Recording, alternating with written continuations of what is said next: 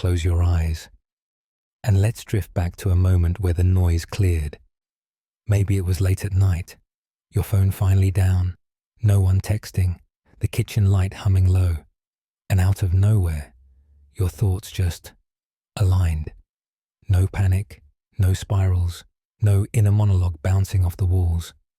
Just you, thinking clearly, like someone wiped the fog off your brain with a squeegee. That's where we're headed. You're standing in the soft static of that moment right now. Imagine your thoughts like a cluttered desktop, half-finished conversations, tasks in limbo, old songs stuck in mental tabs. Now watch as they all minimize one by one. You didn't close them. They just stepped aside. Welcome to instant clarity mode. Now, this isn't some rare, mystical phenomenon. It's a state your brain knows, usually accessed in emergencies, nature walks, or oddly enough, in the shower. And scientists still argue whether it's the result of reduced sensory input or the activation of a specific task-negative network in the brain. Either way, you don't need to wait for inspiration to strike mid-shampoo. You can conjure this on purpose. Let's start small, your breath. You don't need to breathe deeply, you just need to notice it. Feel the pause at the top. Feel the softness of the exhale. Let it slow down on its own, like it's realizing it finally has time. Your body gets the message. No tiger nearby, no boss glaring, no email pings. Just breath, and stillness, and clarity. Now tilt your head slightly, literally. A small physical tilt can break your loop of overthinking. It's a neurological nudge. Just like how squinting helps you focus visually, this tiny motion reorients your spatial awareness and breaks the mental spin. Sounds silly, but so does microwaving your tea 4 times and forgetting it each round. There's another trick here, and it's delightfully analog. Handwriting. Yep, a real pen. Your fingers moving across paper seems to pacify the prefrontal cortex like a toddler with a coloring book. You're not journaling your feelings, you're offloading them. Mental RAM dump onto a page. You'll feel the difference within 90 seconds, like rebooting an old laptop. Of course, the real cheat code is attention, not focus. Attention. Focus is tight and tiring. Attention is gentle. Imagine letting your attention float from your fingertips to your toes. Just noticing, not judging. This is what monks train for decades to do, while you're casually unlocking it in your blanket cocoon, you overachiever. And here's the wild fringe detail. Some neuroscientists believe clarity is linked to reduced prediction error in the brain. That means you're seeing the world exactly as it is, without your brain trying to auto-correct or fill in blanks. It's rare, and it's powerful. It's why, in these moments, your problems don't vanish. They just stop shouting. You've entered instant clarity mode. The noise fades. The next thought is yours. And the world is quiet. Before we keep going, hit like and subscribe if you're into this kind of bedtime podcast. And drop a comment with where you're watching from and what time it is. I love seeing how far this reaches. You're still floating in that hush from before, but now we're going deeper, into the warm, padded core of calm where stress just fizzles out. Not because you ran away from it, but because you figured out how to pull the plug from the inside. Let's say stress is a fire alarm. Loud, jarring, and usually going off when someone's just burnt toast. Your body has one too. Your amygdala, that ancient smoke detector in your brain, doesn't know the difference between late rent and saber-toothed tiger. It just screams. The problem is, once it starts screaming, everything else shuts down. Digestion, immune repair, rational thought. Fun stuff, right? But here's the cheat code. The body responds to the appearance of safety just as much as the reality of it. Start by dropping your shoulders. You don't even realize how high they've been riding, like little armor plates. Let them melt. Now unclench your jaw. You're not auditioning for Nighttime Gladiator. Soften your stomach. No one's judging, least of all me. Now breathe in through your nose for 4 counts. Hold for 4. Exhale for 4. Hold again. That's box breathing, used by Navy SEALs and anxious empaths alike. It tricks your nervous system into thinking, oh, we're safe now. Let's go back to digesting snacks and solving riddles. Scientists still debate whether this works by stimulating the vagus nerve or just lowering carbon dioxide levels. Either way, the body listens. You are literally switching systems, from fight or flight to rest and digest, like swapping playlists from Boss Battle to Cozy Tavern. Here's a fringe tidbit. Japanese researchers found that looking at tiny green plants on your desk, like a succulent, reduces stress hormones significantly. A cactus might just save your mental health. Imagine that. An emotional support cactus. But let's go weirder. Ever heard of the sigh reflex? It's a double inhale followed by a slow exhale. Try it now. 2 quick sniffs in, long slow breath out. It's your body's emergency brake. Babies do it naturally. Adults forget. Your lungs have stretch sensors that send a signal upward saying, hey, we're good now. You can stop panicking. Still tense? Try this. Tense every muscle in your body, yes, even your toes, for 5 seconds. Then release everything at once like a puppet whose strings were cut. That's progressive muscle reset, a method so effective it's used in trauma therapy and pre-flight naps alike. Now, drift into the weirdest one. Visualization. Not woo-woo, just brain tech. Picture a place, maybe a forest, or that exact beach from your dream vacation, and walk through it in your mind.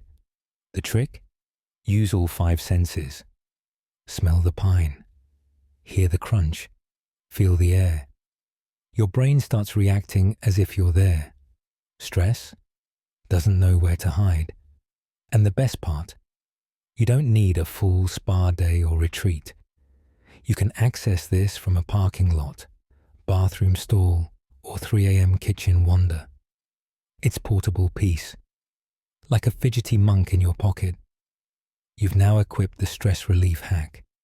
It's soft, it's sneaky, it works when nothing else does, and it's waiting in your breath, your jaw, your imaginary forest.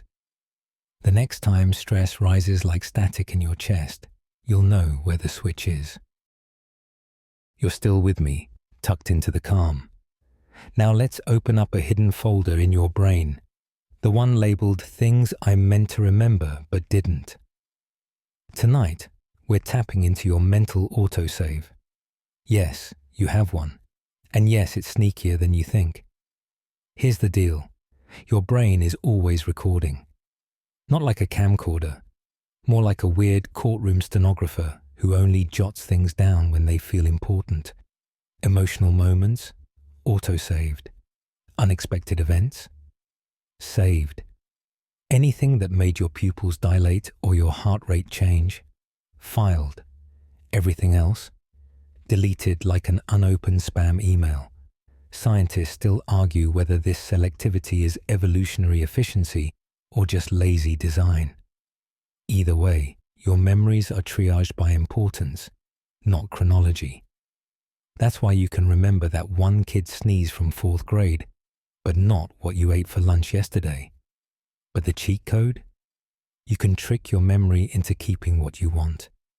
You just have to spike the importance factor. Say hello to the von Restorff effect, your brain's bias for weird stuff. Want to remember a random password? Make it bizarre. Purple toaster ballet 7. Suddenly, it sticks like glitter in carpet. Want to remember someone's name? Picture them wearing a sandwich board with it written in neon ketchup. It's not dignified, but neither is forgetting your barista's name for the 5th time. Now here's a practical hack: memory tagging. Right after you experience something you want to remember, pause. Take a literal breath. Say to yourself, that was important. It's like clicking Save As in your mental software. Pair it with a gesture, a finger tap, a nod, a stretch. You're linking a muscle memory to a thought. Olympic athletes use this, so do some illusionists, and apparently, so will you. Fringe fact: chewing a particular flavor of gum while studying, then chewing it again during a test, can boost recall. It's called context-dependent memory. Your brain goes, oh, spearmint. That's when we talked about mitochondria. Wild, right? There's also the scent trick. Your olfactory nerve is directly wired into your memory centers. That's why smelling sunscreen launches you straight into childhood. Want to encode a memory? Light a specific candle or dab a weird essential oil on your wrist while learning. Use it again when you need to recall. Boom, scent bookmark. Let's not forget the sleep connection. Your brain doesn't just rest at night, it files. Like a tiny librarian putting pages back in the right books. Deep sleep? That's when memories consolidate. So cramming all-nighters? Useless without the zzz. Your pillow is basically part of your hard drive. And if you're wondering why you remember emotional pain more than math class, here's the kicker. Emotional intensity boosts synaptic strength. Even mild drama, like burning your tongue on soup, writes itself into the archives better than passive moments. So next time you want to remember a phone number, a fact, a feeling, spike it. Make it weird. Wrap it in smell, sound, emotion, or physical motion. Then pause. Tell your brain, hey, keep this one. You're not forgetful. You're just not triggering the autosave. You're nestled into the rhythm now, like your brain slowly being reprogrammed by candlelight, and just in time, because here comes the big one: procrastination. The final boss of every to-do list. That lurking swamp of I'll do it later that somehow stretches into never. But you're about to learn a sneaky trick. Not willpower, not guilt. A trigger, something automatic. Because let's be real, if procrastination was solved by yelling at yourself, you'd be a productivity deity by now. So what's the hack? It's called the 20-second rule, and it works on the activation energy principle. See, the hardest part of most tasks isn't doing them. It's starting. That 5 seconds between thinking about the gym and actually putting on your shoes. That's the danger zone. If something takes more than 20 seconds to start, your brain usually nopes out. The solution? Reduce friction until the task starts accidentally. Want to read more? Put the book on your pillow. Want to stretch in the morning? Lay your mat out before bed. Scientists still debate whether this works because of dopamine priming or simple environmental triggers. But either way, it bypasses your lazy firewall. Now pair it with the 2-minute rule. Tell yourself, I'll just do this for 2 minutes. That's it. Wash one dish. Open the document. Write one sentence. Your brain's inner sloth agrees. But once you start, you usually keep going. The brain loves momentum. It's the same reason Netflix always autoplays the next episode like it's got your soul under contract. Here's a quirky twist. Body posture can override hesitation. If you physically stand up with intention, your system triggers what psychologists call implementation readiness. Basically, your brain thinks, oh, we're doing something now, and reroutes energy toward motion, not avoidance. Fringe discovery? Wearing shoes inside, just for 5 minutes, can trick your brain into entering outdoor task mode. Researchers noticed this in behavior labs where participants behaved more decisively while shoed. Something about the ritual of readying for the world shifts your mindset. So if you're stuck, slip on sneakers. Weird, but it works. Let's layer in one more cheat. Temptation bundling. Link a task you avoid with something you enjoy, like folding laundry only while listening to that overly dramatic true crime podcast, or responding to emails only with your favorite snack beside you.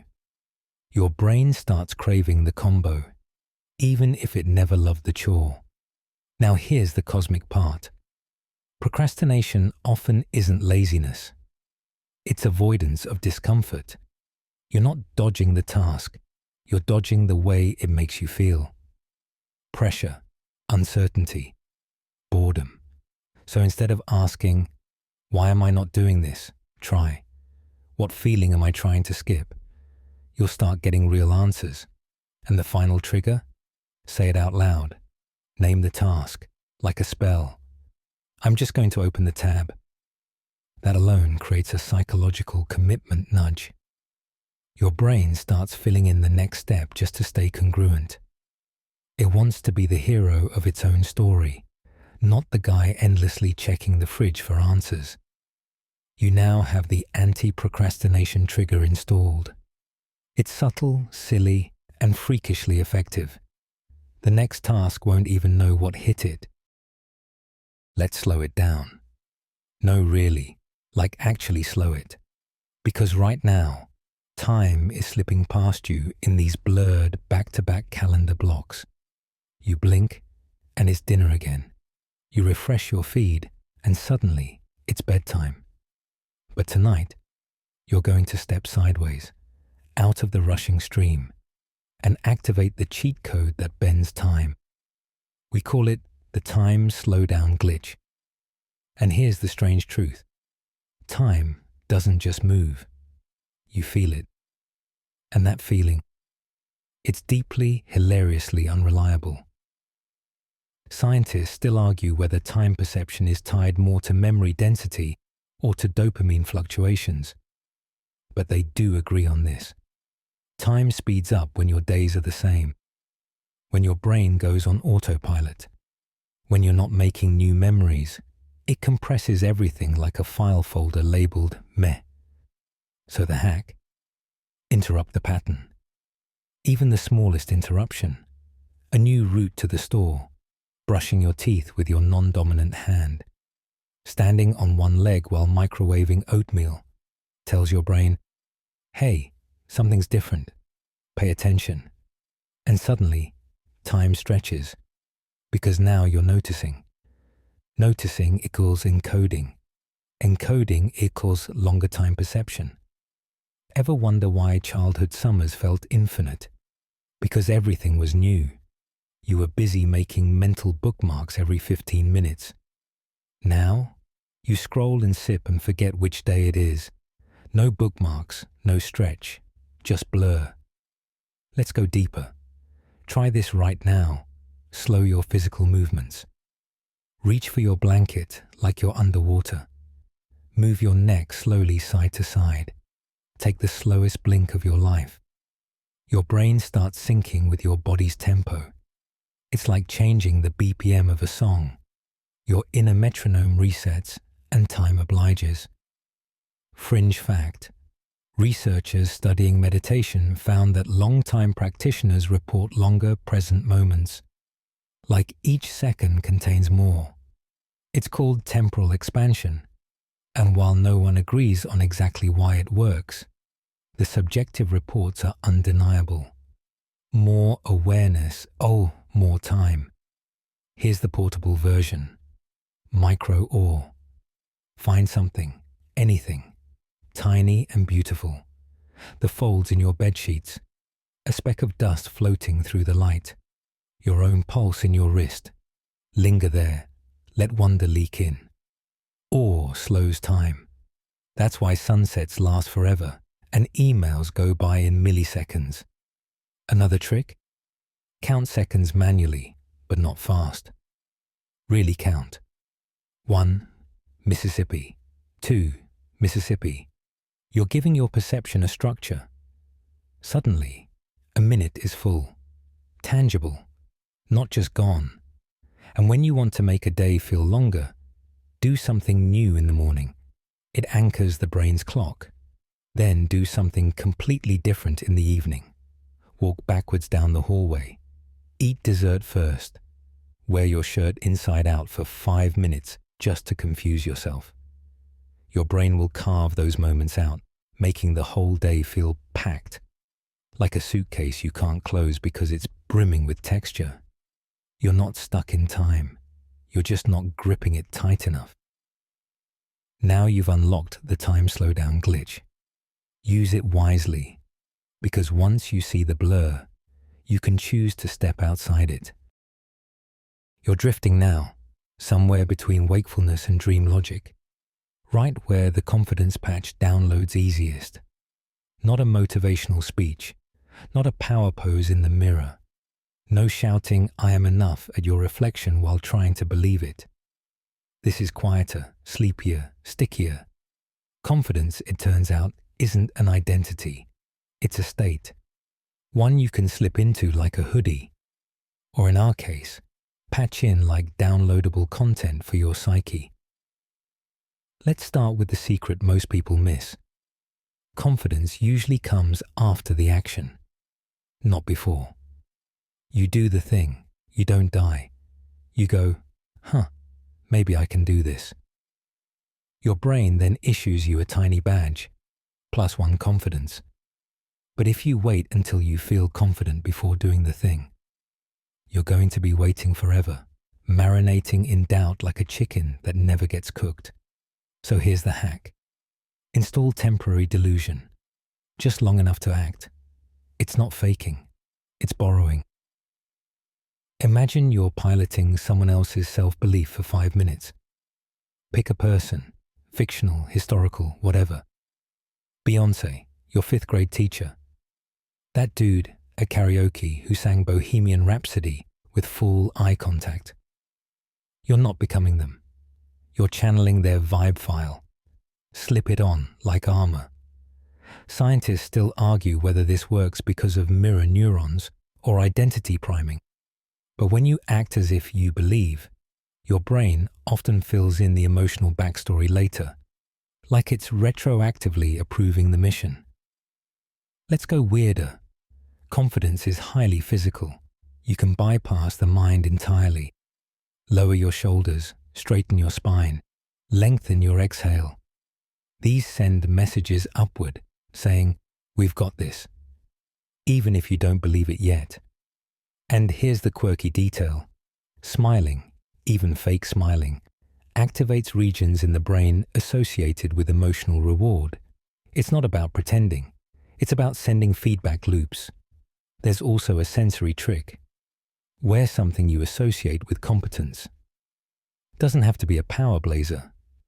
Could be fuzzy socks you wore when you aced that math test in 2012. Your brain doesn't care. It just needs an anchor. We're programmable meat, after all. Want a mental hack? Try the reverse resume. Not what you want to become, but a secret list of stuff you've survived. That presentation you didn't cancel. That call you made even though your stomach was chewing itself. That awkward social thing you went to anyway. That's evidence.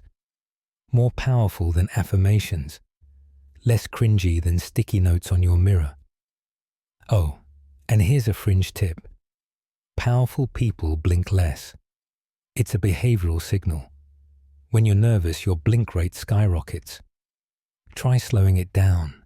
It feels weird. But your body starts receiving the message, "I am calm. I'm in charge. No tiger here." Just a weird human blinking slowly and taking up space. Confidence isn't being loud or fearless. It's being okay with uncertainty. It's walking into the unknown without shriveling. You don't have to be the loudest person in the room. You just have to not disappear. So patch it in, just for tonight. The version of you that already has what you need, they're not far away. You're just catching up. Let's go ahead and loosen the hinges of reality a little more. Because now we're heading into dream territory. Not just dreams, lucid dreams.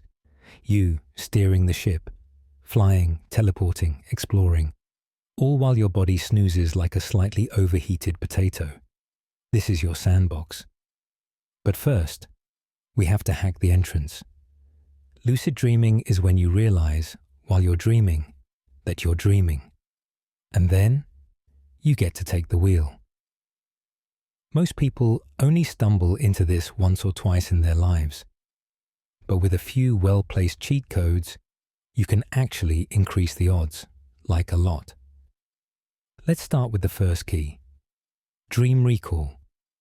If you don't remember your dreams, your brain won't realize they're dreams while they're happening. Makes sense, right?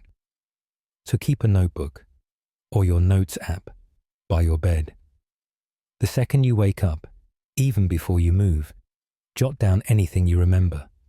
A color, a sentence, a weird vibe involving sentient marshmallows. Doesn't matter. Just get it down. This alone trains your brain to pay attention.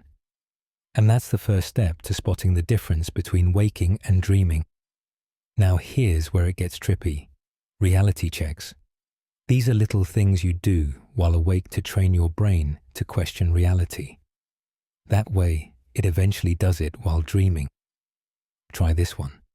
Gently plug your nose and try to breathe through it. If you're awake, you can't. If you're dreaming, you'll breathe just fine. And you'll go, wait a minute.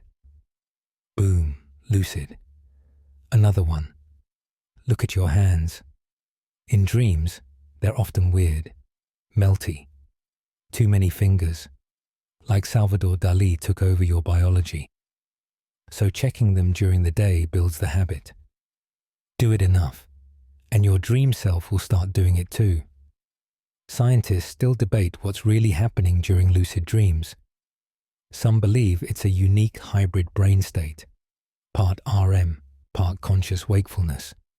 Others say it's just super vivid metacognition. Either way, brain scans show elevated activity in the prefrontal cortex, the part that's normally off during sleep. You're literally waking up inside your own dream. Want to boost your chances? Try the mild technique, mnemonic induction of lucid dreams. When you're falling asleep, repeat to yourself, next time I'm dreaming, I'll know I'm dreaming. Do it like a lullaby until your thoughts fade. Your subconscious hears this. It starts prepping the stage. And here's the fringe bit.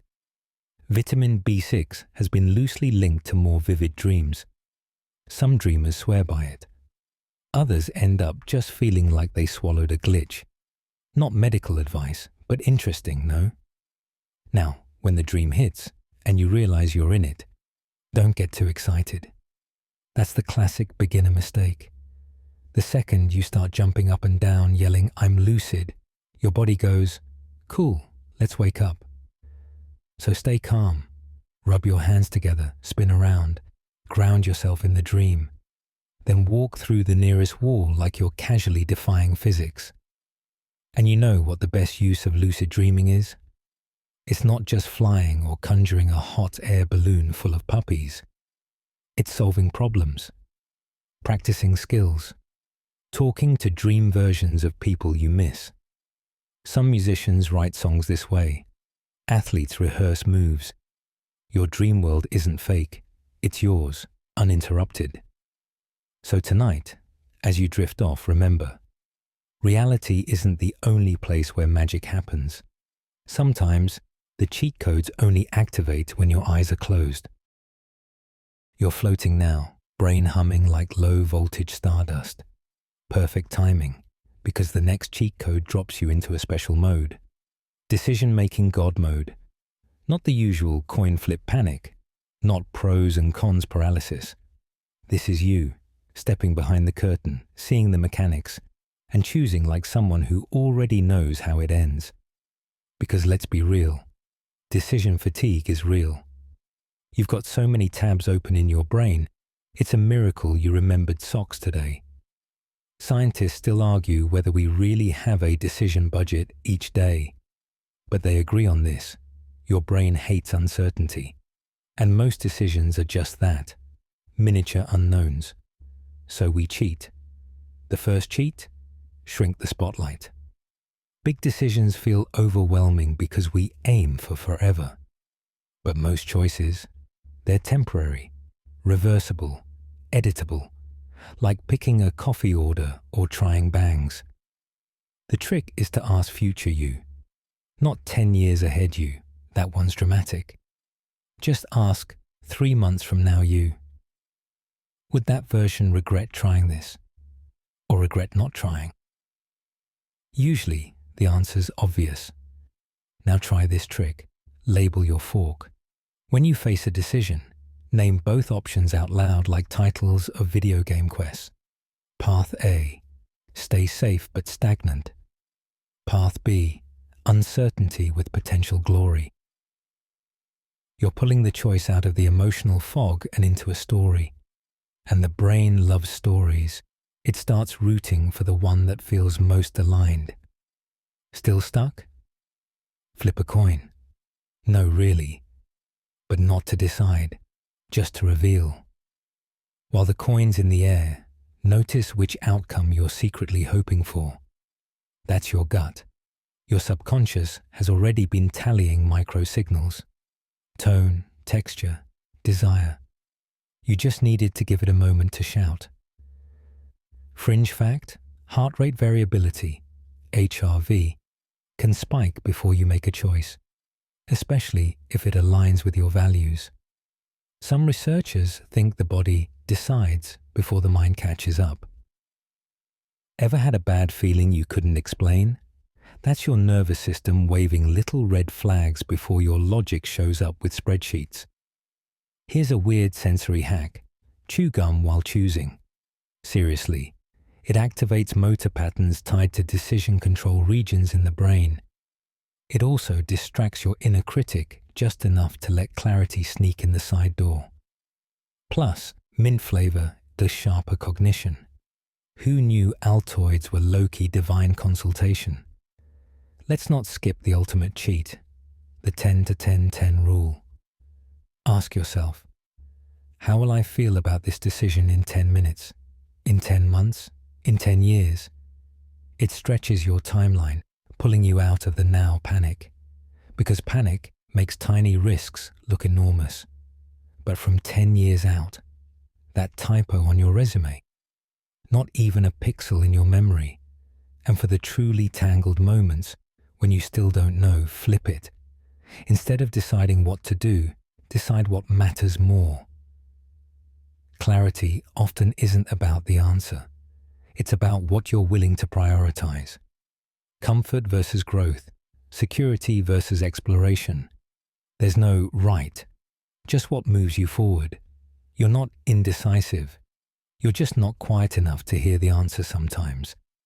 Now you've activated decision-making God mode. And suddenly, it's not about choosing perfectly. It's about choosing consciously. Let's dip deeper now, into the soft, underlit parts of your memory, because you're about to unlock something powerful and wildly underrated, emotional save points. Think of them as cozy little checkpoints in the video game of life, moments you can return to when your inner world feels scrambled and glitchy. Here's the thing. Emotions aren't just feelings.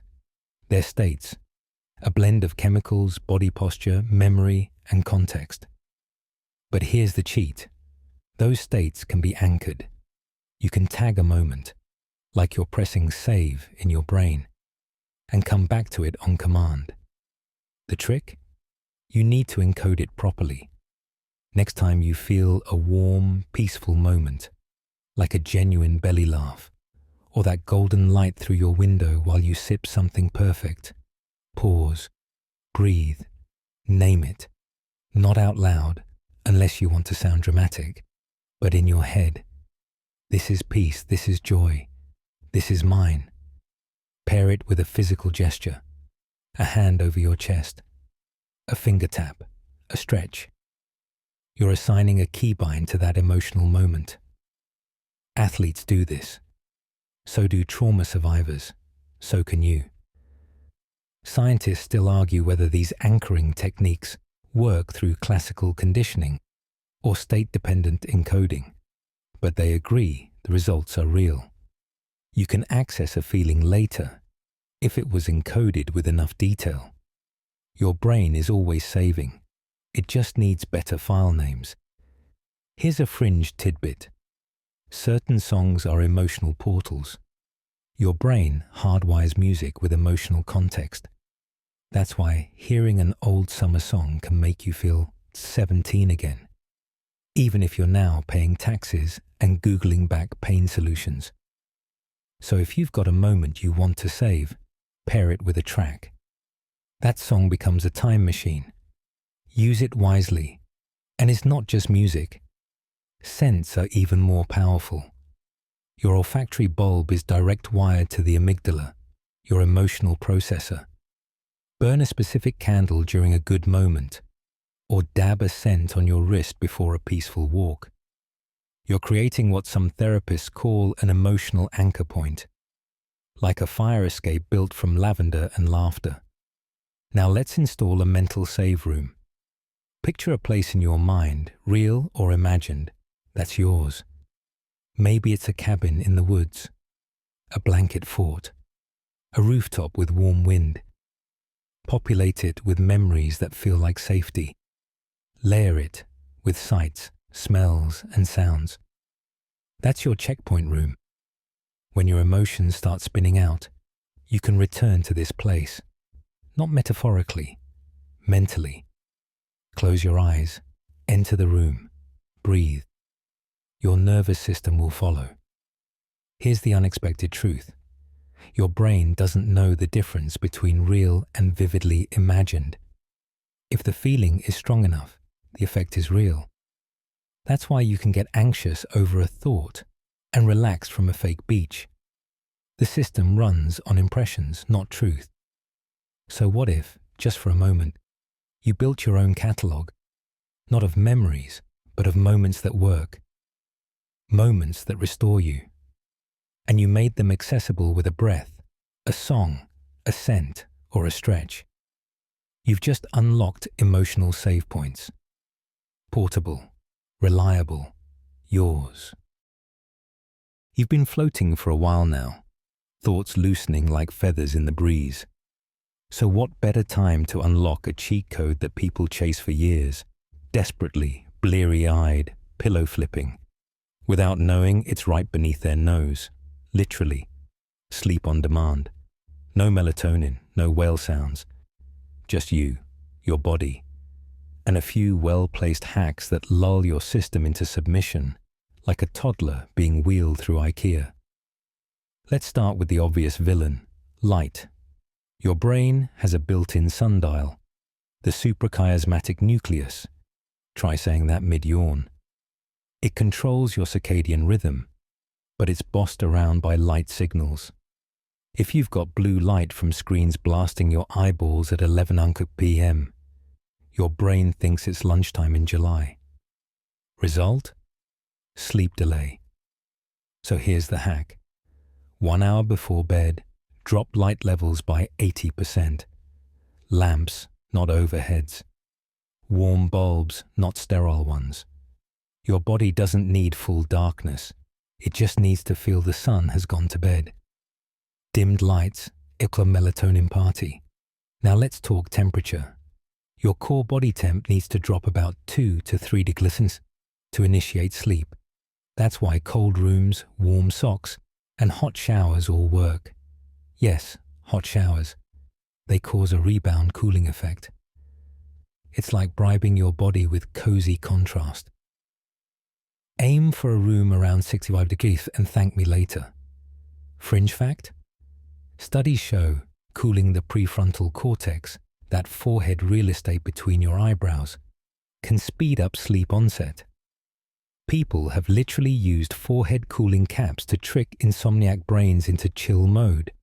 No cap, just cooling cap.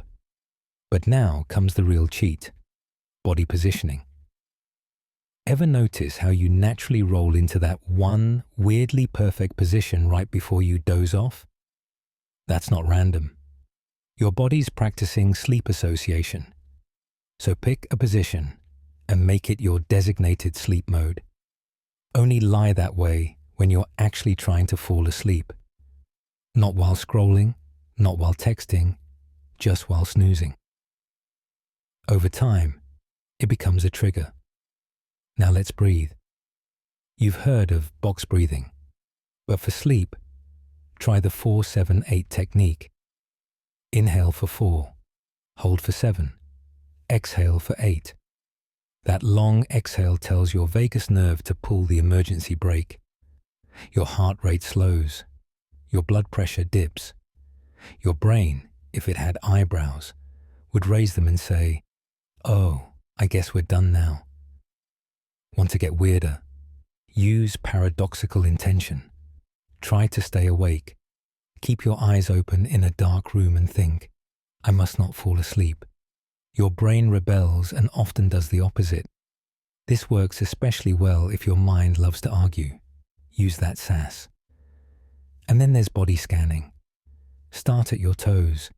Imagine each muscle releasing, like you're turning off lights in a high-rise floor by floor. Toes, ankles, calves, knees.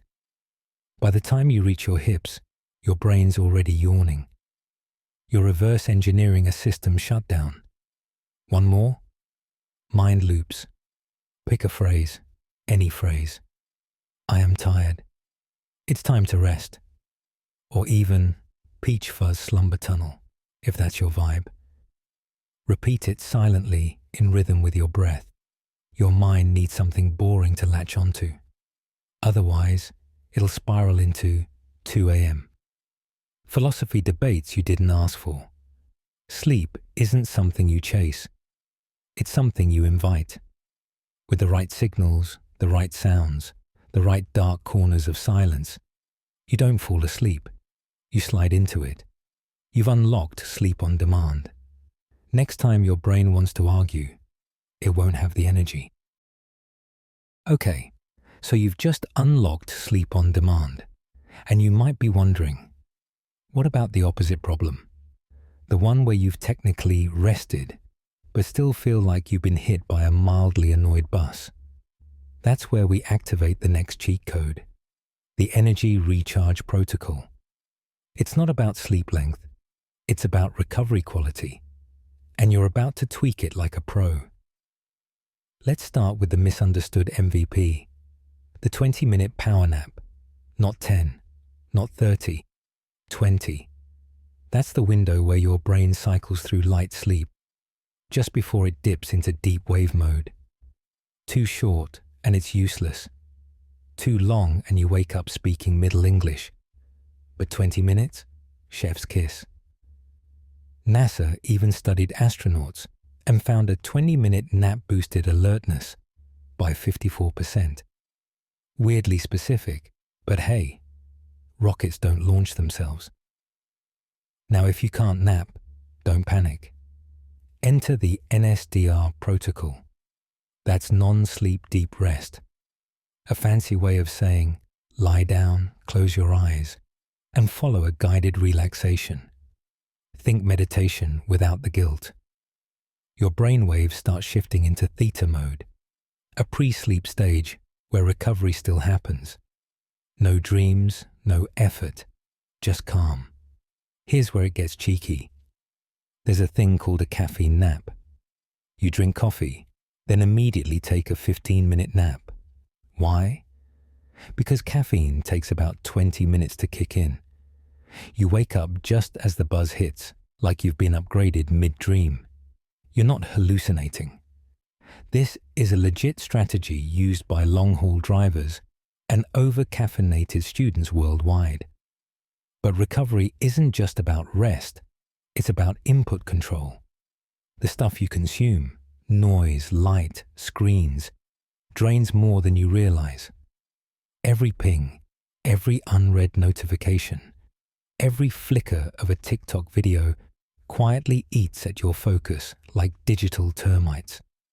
So the protocol includes 10 minutes of sensory quiet. No music, no screens. Just you, an ambient hum. Your brain doesn't need silence. It needs space. Scientists still debate what counts as mental fatigue versus decision fatigue. But one thing's clear. Recovery isn't passive. Your brain needs signals to downshift. That's why people find oddly satisfying relief from weird rituals like folding laundry, watering plants, or organizing spice racks by alphabetical order. These are low-effort, tactile tasks that calm the cognitive noise. Let's go fringe. Barefoot grounding.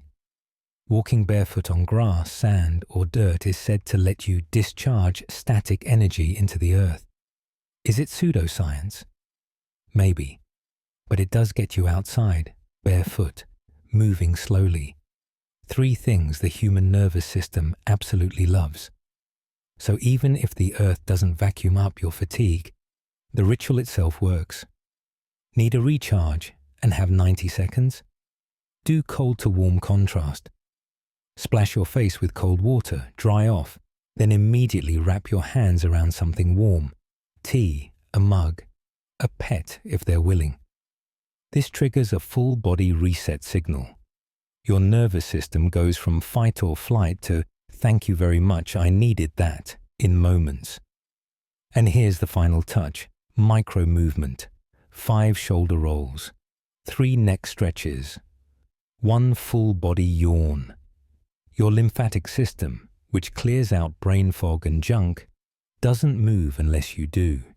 You don't need a workout. You need circulation. Think cat stretching on a sunny windowsill level of effort. So next time you're running on empty, don't crash and binge reruns. Activate the energy recharge protocol. Short, quiet, low stimulation. Rebooted. You'll rise like a phoenix, or at least like a slightly more hydrated goldfish. We're gliding now, clearer, calmer, systems rebooted, and right on cue, it's time to activate your attention lock-on. This is the mental equivalent of strapping your focus into a high-speed roller coaster and saying, "You're not getting off until I say so." Because let's face it, your attention isn't really yours anymore. It's leased out in 8-second increments to alerts, ads, and mildly concerning group chats. But the good news, you can reclaim it. And the best part? You don't need to become a monk, live in a cabin in, or throw your phone into the sea, though tempting. Let's start with the cheat code magicians have been using for centuries. Misdirection. The brain can't actually multitask. It just switches rapidly, which burns fuel and makes you tired. But when it locks onto a single stimulus, like a magician's gesture or a single glowing cursor, it filters out noise. You're going to do the same thing, but for tasks that don't involve pulling doves from hats. Begin with visual narrowing. Focus on just one object. Could be your laptop, a page, even the steam curling off a mug. Tunnel your vision. This activates your orienting response, an ancient instinct that says, focus here. Something might matter. Your brain perks up. Distractions dim like the background in a video game. Fringe fact? Your pupils literally shrink when you concentrate. That's not metaphor. It's measurable. Attention alters your biology. And with practice, you can train it like a muscle, even if it's been skipping leg day for years. Now, let's pair it with temporal anchoring. Set a timer for 10 minutes, not to finish the task, just to stay with it. 10 minutes is the sweet spot where resistance fades. Your brain stops trying to escape and starts cooperating. This isn't a productivity hack. It's a focus warm-up. Here's a weirder one. Chewing. Yeah. Chewing gum while doing a mental task improves attention. Something about the rhythmic motion calms the brain and keeps it just stimulated enough to prevent wanderlust. It's like giving a toddler a coloring book so you can make a phone call. Now let's pull in the Pomodoro method, but with a sleepy twist. 25 minutes of focus, 5 minutes of soft reset. Except during the break, you don't doom scroll. You unfocus with intention. Look out the window, stretch your fingers. Let your thoughts wander, but not too far, like a golden retriever with a leash. Scientists still argue whether attention is a finite resource or a renewable one, but they do agree on this.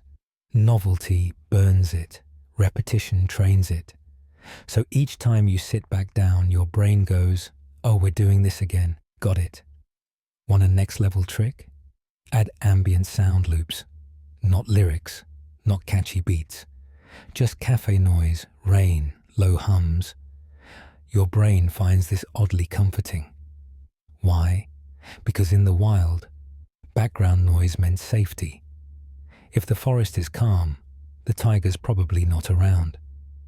So your nervous system chills out and lets your attention settle. And the best part, you can use attention lock-on for anything. Studying, reading, daydreaming about alternate lives as a beekeeper in Italy. Your brain just wants permission to stay somewhere, so give it that. One object, one breath, one task. And suddenly, you're not flitting. You're immersed. You've activated attention lock-on. And for the first time in hours, your mind isn't trying to run away. Let's be honest. Motivation feels like a flaky friend. Shows up at random, makes promises, disappears without warning. But what if I told you? You don't have to wait for it. You can sneak around back, unlock a side door, and install a motivation injection straight into your system. No needles, just psychology, and a little trickery. See, motivation isn't a spark, it's a loop, a feeling that emerges after action, not before it. Scientists still argue whether dopamine drives the desire to act or simply rewards it after the fact. But either way, once you start moving, motivation tends to show up looking guilty, holding coffee like, "Sorry, I'm late." So we flip the script. You act first, then wait for the feeling. And if your brain resists, you borrow someone else's. Enter identity priming. You don't need to feel motivated. You just need to play the part of someone who is. Think of it like temporary cosplay for your psyche. Want to write? Pretend you're a disciplined novelist with a deadline and a coffee addiction. Want to exercise? Channel your inner athlete, even if your socks don't match and you ate chips for breakfast. The fringe twist?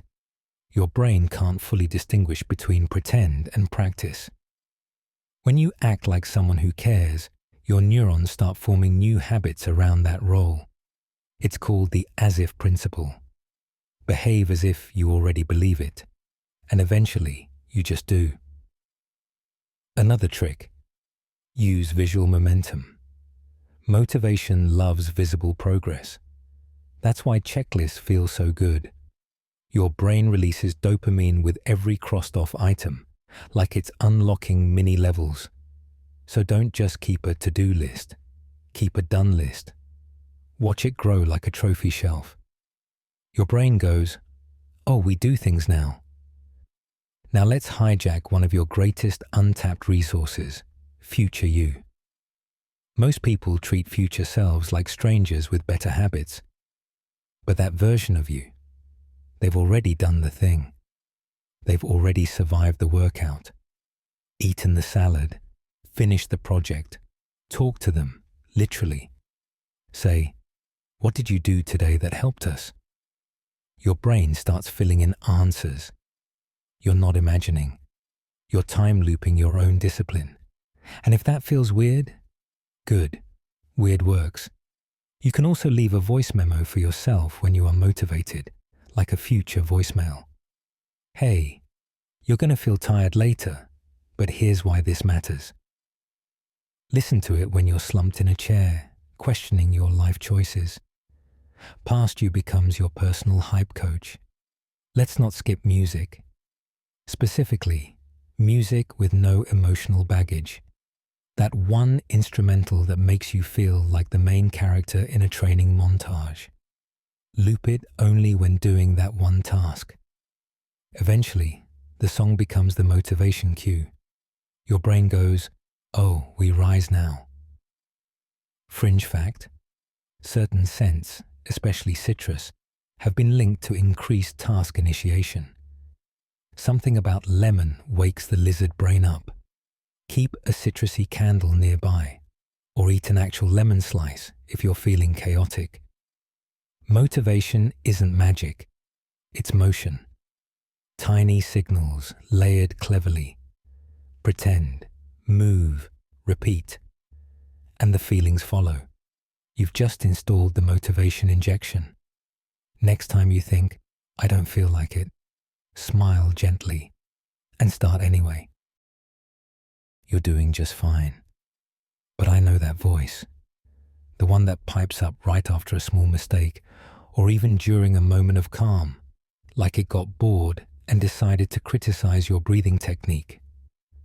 That's your inner critic. And tonight, we're not arguing with it. We're installing the mute button.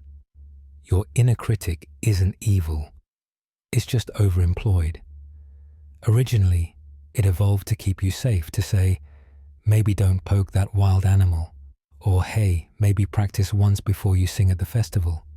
But over time, it stopped whispering advice and started screaming insults. You didn't promote it. It just took over the department. So how do we mute it? First, meet it. That voice has a tone, a personality. Maybe it sounds like a cranky gym teacher. Maybe it's your 8th grade math teacher's ghost. Maybe it's your own voice, but meaner and unnecessarily British. Give it a name, not a scary one. Something like Nancy, Greg, or Debbie from accounting. When it starts up, say, "Oh, it's just Greg again." This relabels the critic as external. Your brain stops assuming it's gospel and starts recognizing it as background noise. Fringe fact: studies show that talking to yourself in the third person actually improves emotional regulation. Instead of, "Why did I mess this up?" you say, "Okay, that was hard for you, but you're learning." Boom, distance. Your brain thinks you're coaching someone else and suddenly becomes much kinder. Now let's go physical. When that voice starts revving up, tap your collarbone, lightly. It's part of the emotional freedom technique, a strange-seeming method that's actually shown some real results. You tap while breathing slowly and repeating a neutral phrase like, "I'm here, I'm safe, let's keep going." It's like rebooting the signal path. Want a brainy trick? Use cognitive diffusion. Take whatever the critic says, "I'm not good at this," and for example, and turn it into, "I'm having the thought that I'm not good at this." It sounds clunky, but it works. You're creating space between you and the voice. Suddenly, it's just a thought, not a truth tattooed on your soul. Scientists still argue whether this critic comes from conditioned social shame or simply your overactive prediction engine. Either way, its power lies in stealth.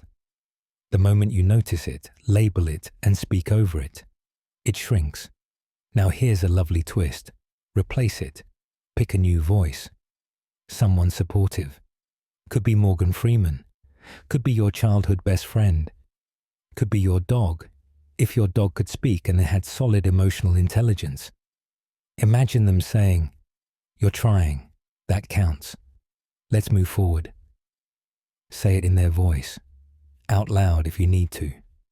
Whispered if you're already horizontal. Fringe side note, there's something called self-compassion journaling. People who write for 5 minutes about how they'd comfort a friend going through the same struggle show lower stress responses afterward. Basically, Treat yourself like a friend and your body listens, because apparently you're not mean to your friends, just yourself. So the next time Greg shows up in your head, wagging a judgmental finger, press your new button. Label, tap, diffuse, replace. You don't need to silence every thought. Just choose who gets the mic. You've now installed the inner critic mute button. And wow, it's finally quiet in here. You know that feeling, when your thoughts feel like cotton candy in a rainstorm. You're technically awake, blinking at a screen, pretending to function. But mentally, you're a loading icon. That's brain fog. And tonight, we're running the clear out protocol. Let's start with the sciencey bit, softly. Brain fog isn't one thing, it's a cocktail. Stress, poor sleep, blood sugar dips, dehydration, digital overload, and sometimes just being alive in 2025. Scientists still argue whether the fog is a physical neural slowdown or a filtering glitch in attention networks. But either way, it's real, it's annoying, and you're not imagining it. So let's clear the windshield. Step 1. Hydrate. No eye roll, real hydration. Not, I had a sip 3 hours ago. Your brain is 75% water, and just 2% dehydration can tank cognition. Add a pinch of salt or a squeeze of lemon to your water if you want to feel fancy, and support electrolyte balance. Think of it as sending a cleaning crew directly into your frontal cortex. Step 2. Oxygen. Brain fog loves shallow breathing, so change the script. Take 3 deep breaths right now. Inhale through your nose for 4 counts. Hold for 2. Exhale for 6. Repeat. You're increasing oxygen, lowering cortisol, and whispering to your nervous system, we're cool now. Now, want to get a little weird? Chew gum. Mint, ideally. It increases blood flow to the brain and stimulates the hippocampus, your memory hub. Studies show students literally perform better on exams when chewing gum. Is it sorcery? No, it's just jaw-based neuroactivation. Chew your way to clarity. Fringe trick, cold exposure. Splash your face with cold water. Stick your hands in the freezer for 10 seconds. Or press a cool cloth on the back of your neck. This sends a jolt to your vagus nerve and hits the reset button on your foggy interface. You don't need a full ice bath, just a moment of whoa. But maybe what your brain really needs is boredom. Yes, boredom. See, modern fog often comes from overstimulation. If your brain is constantly scrolling, multitasking, or absorbing everything, it never gets to process. So give it silence, even 5 minutes. Stare out a window. Watch a shadow move across the wall. Let your thoughts settle like glitter in a jar.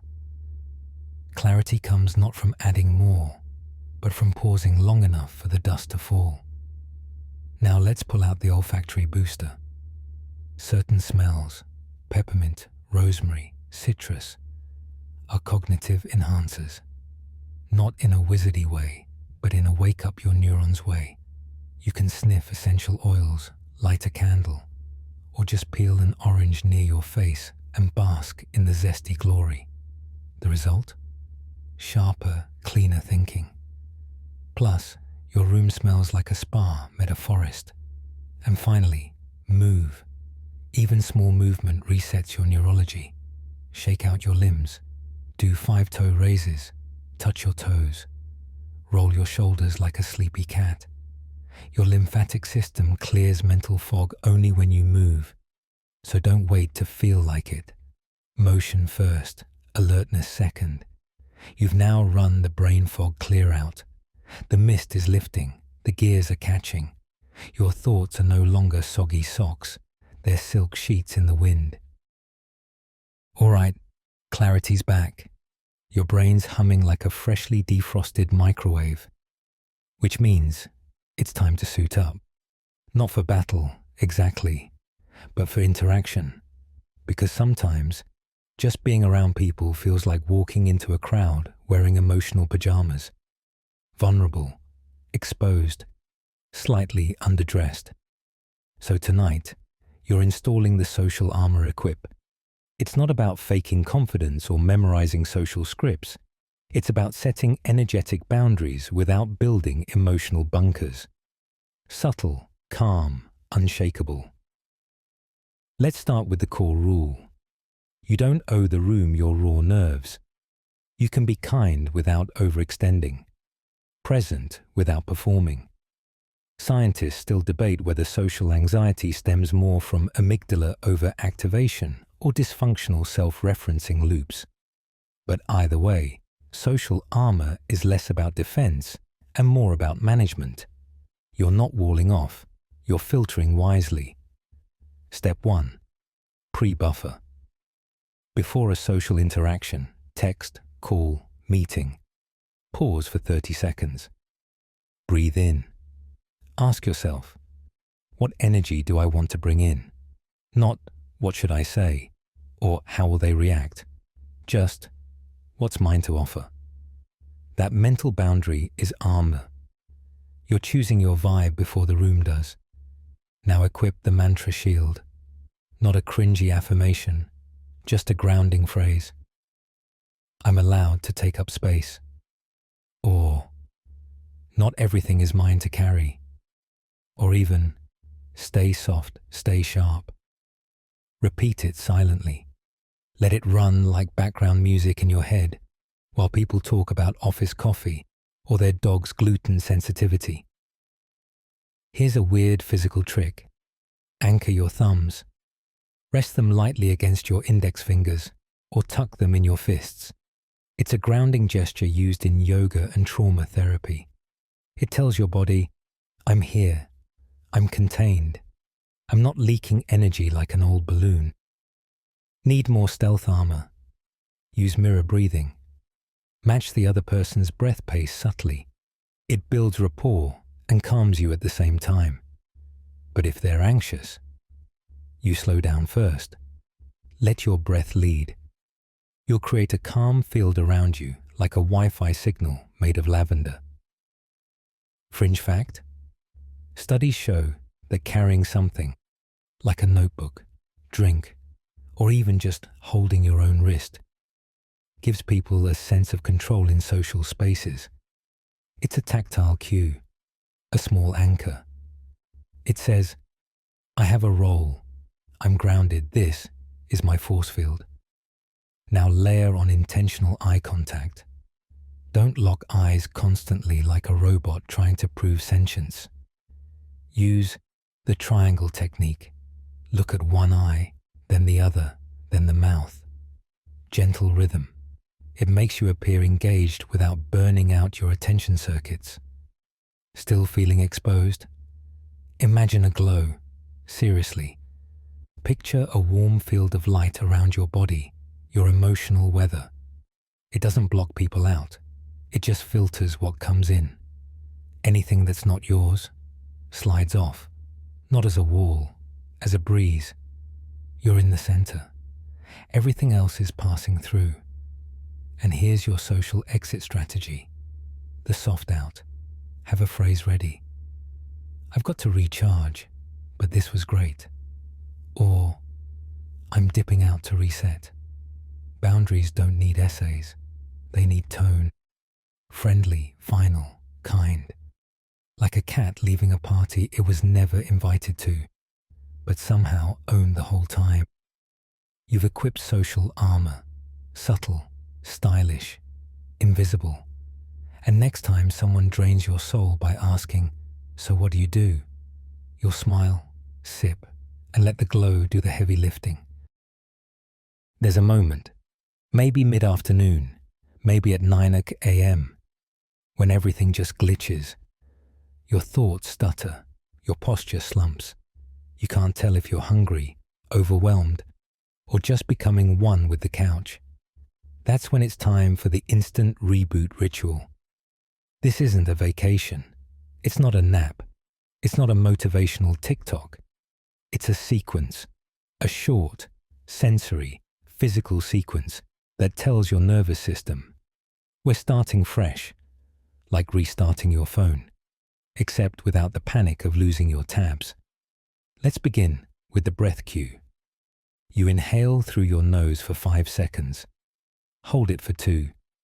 Then let out a noisy, exaggerated sigh, like a dramatic sigh.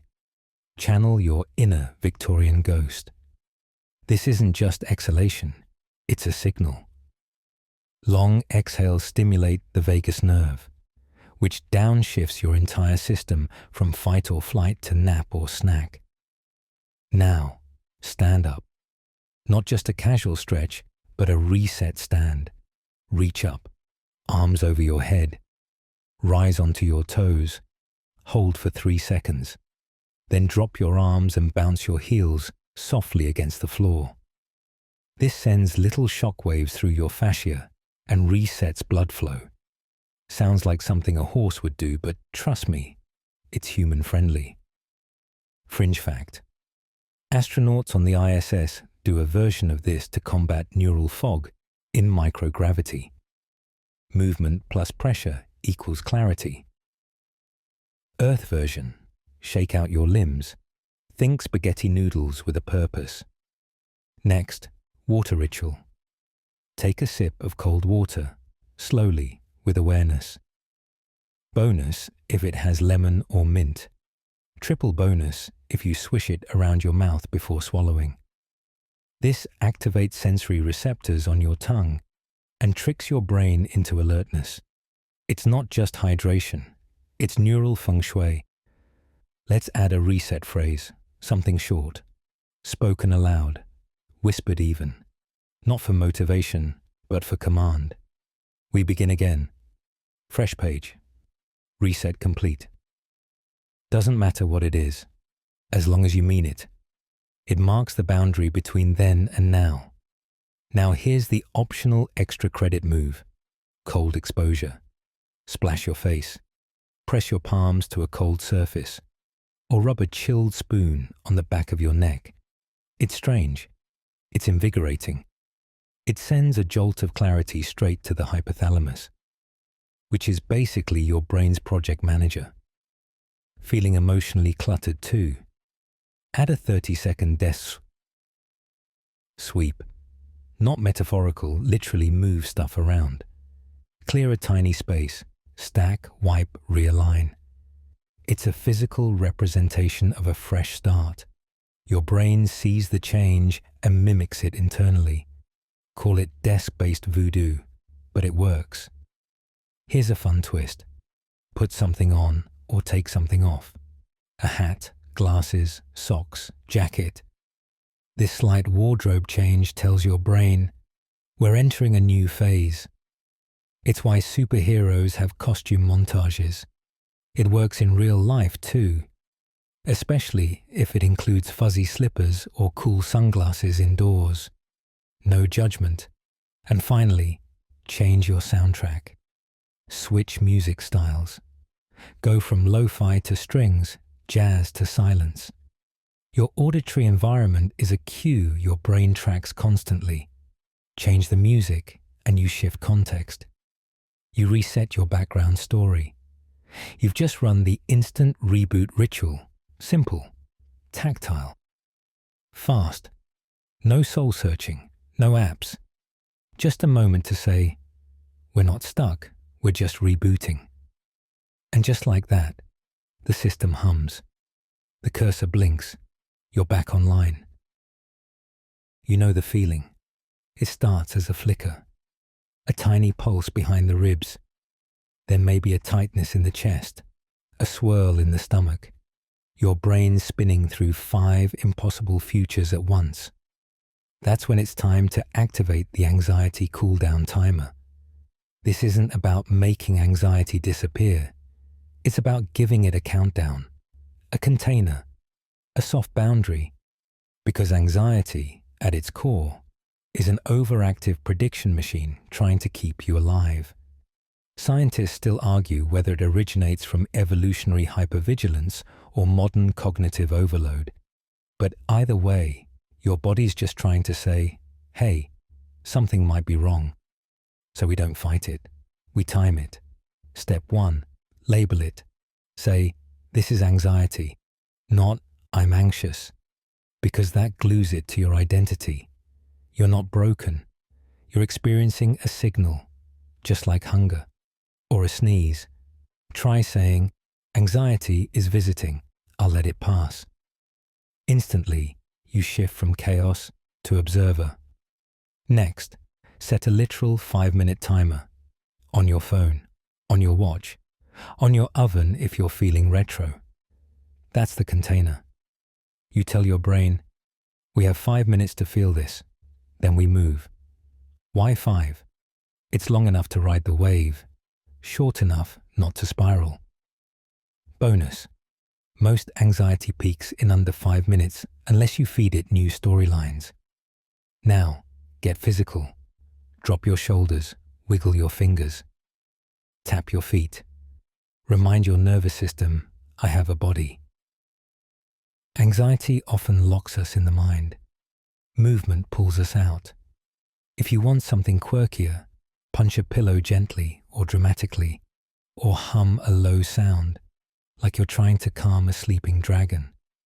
That vibration stimulates the vagus nerve, your body's built-in chill button. Let's breathe. But not just deep breathing, patterned breathing. Try 3-4-5. Inhale for 3, hold for 4, exhale for 5. Do it twice. Your heart rate begins to follow that rhythm. You're not just calming down, you're setting the tempo. Fringe fact: research shows that splashing cold water on your face triggers the mammalian dive reflex, which slows your heart rate almost instantly. Your body thinks, we're diving. Time to conserve energy.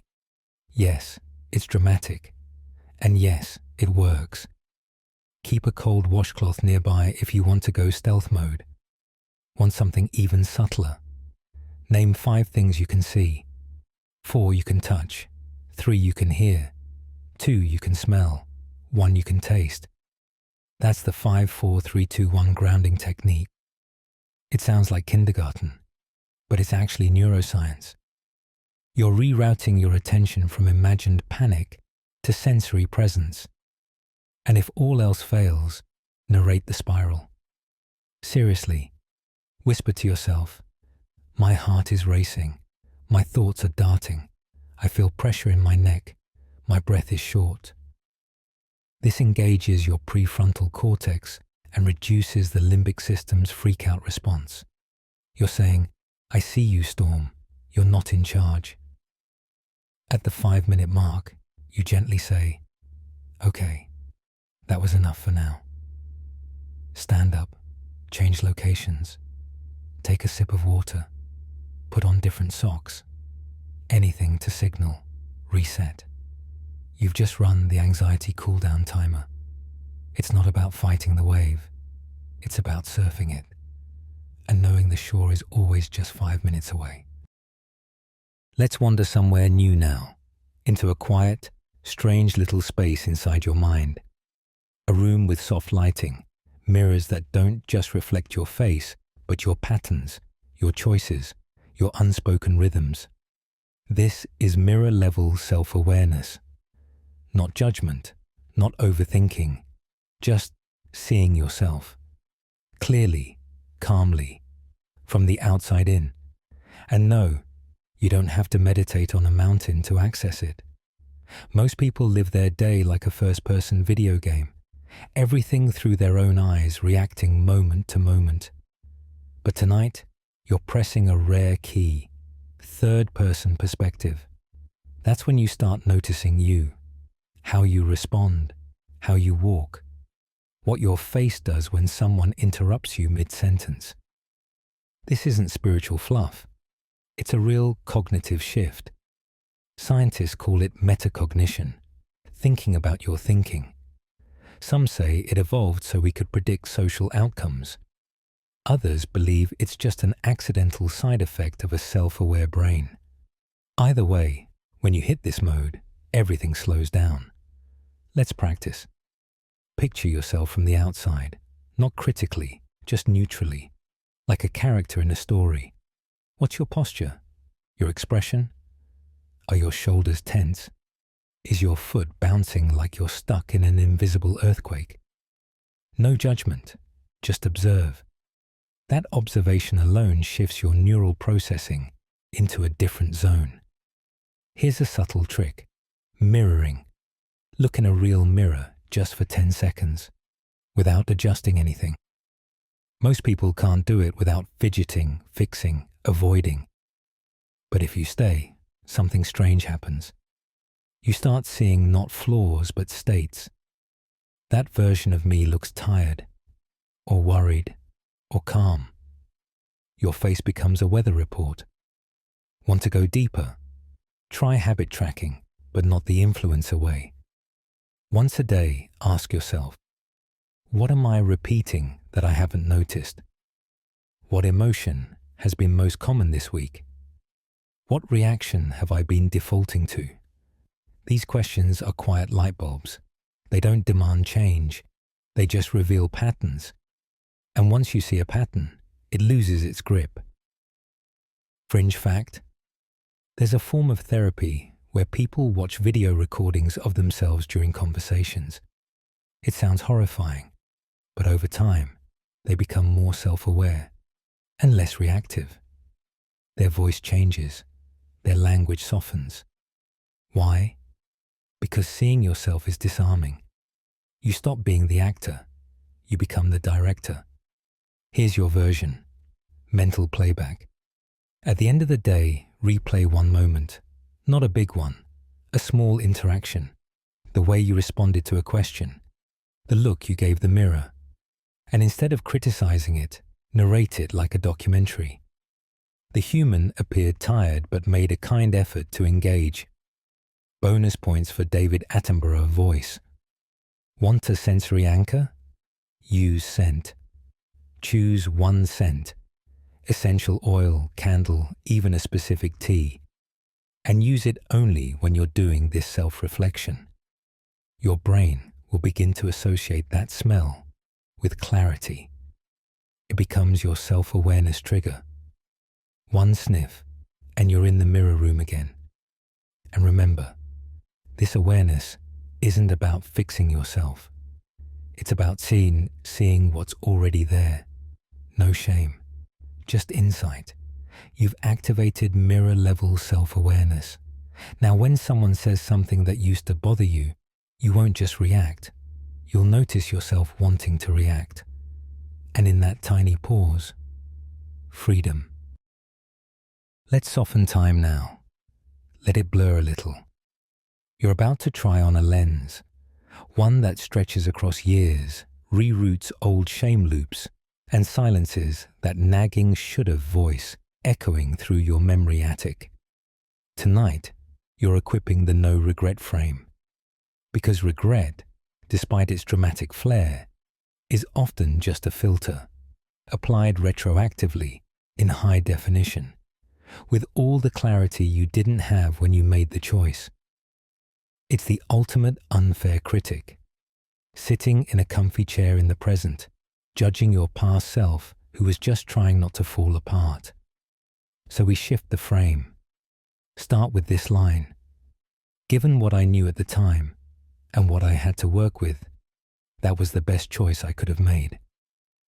Say it again, slower. Not for every choice in your life, just one. The one that still stings. That moment you replay like a bad movie with a budget of shame and shaky close-ups. Say it while picturing your past self, not with disappointment, but with context. What did they know? What tools did they have? What emotional state were they in? Scientists still argue whether regret is more about identity loss or loss of imagined futures. But either way, it only exists when we judge a past without including the full map. The no-regret frame is about redrawing that map.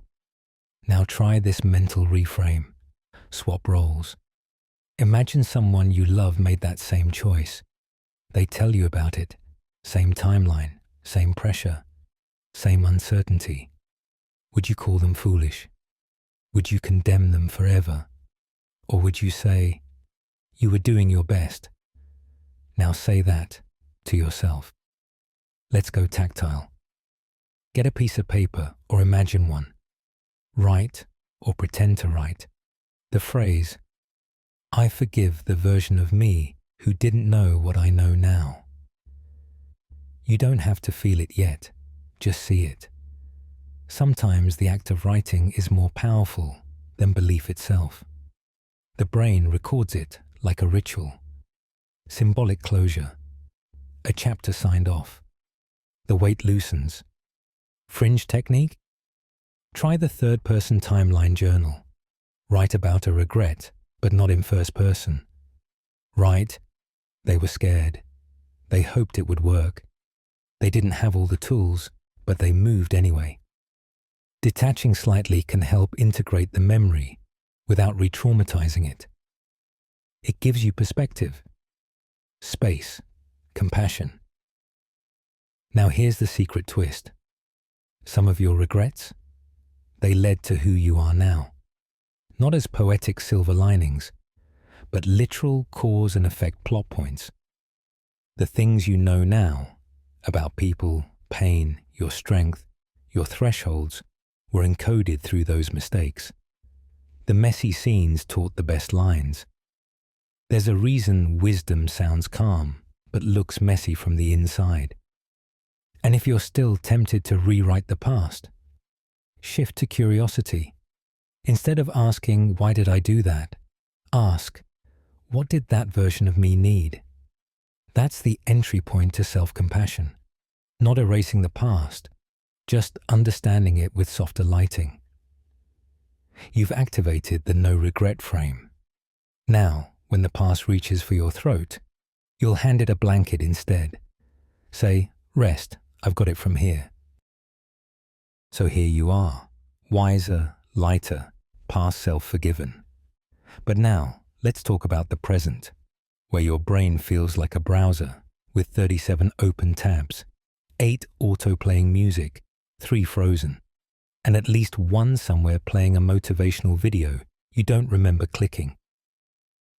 Welcome to the next cheat code, Mental Tab Manager. It's how you stop your mind from running background processes that drain your clarity without needing a tech support hotline or a retreat in the woods. First, picture your mind like an actual desktop. Visual clutter equals cognitive clutter. So we'll do what any responsible computer user does before things crash. We close the tabs. Step 1. Name the tabs. What's open right now? Could be unfinished convos, half-done tasks, things you should be worrying about tomorrow but accidentally brought to bed tonight. Say them out loud. Or better, write them down. You're not solving them. You're just dragging them from RAM to hard drive.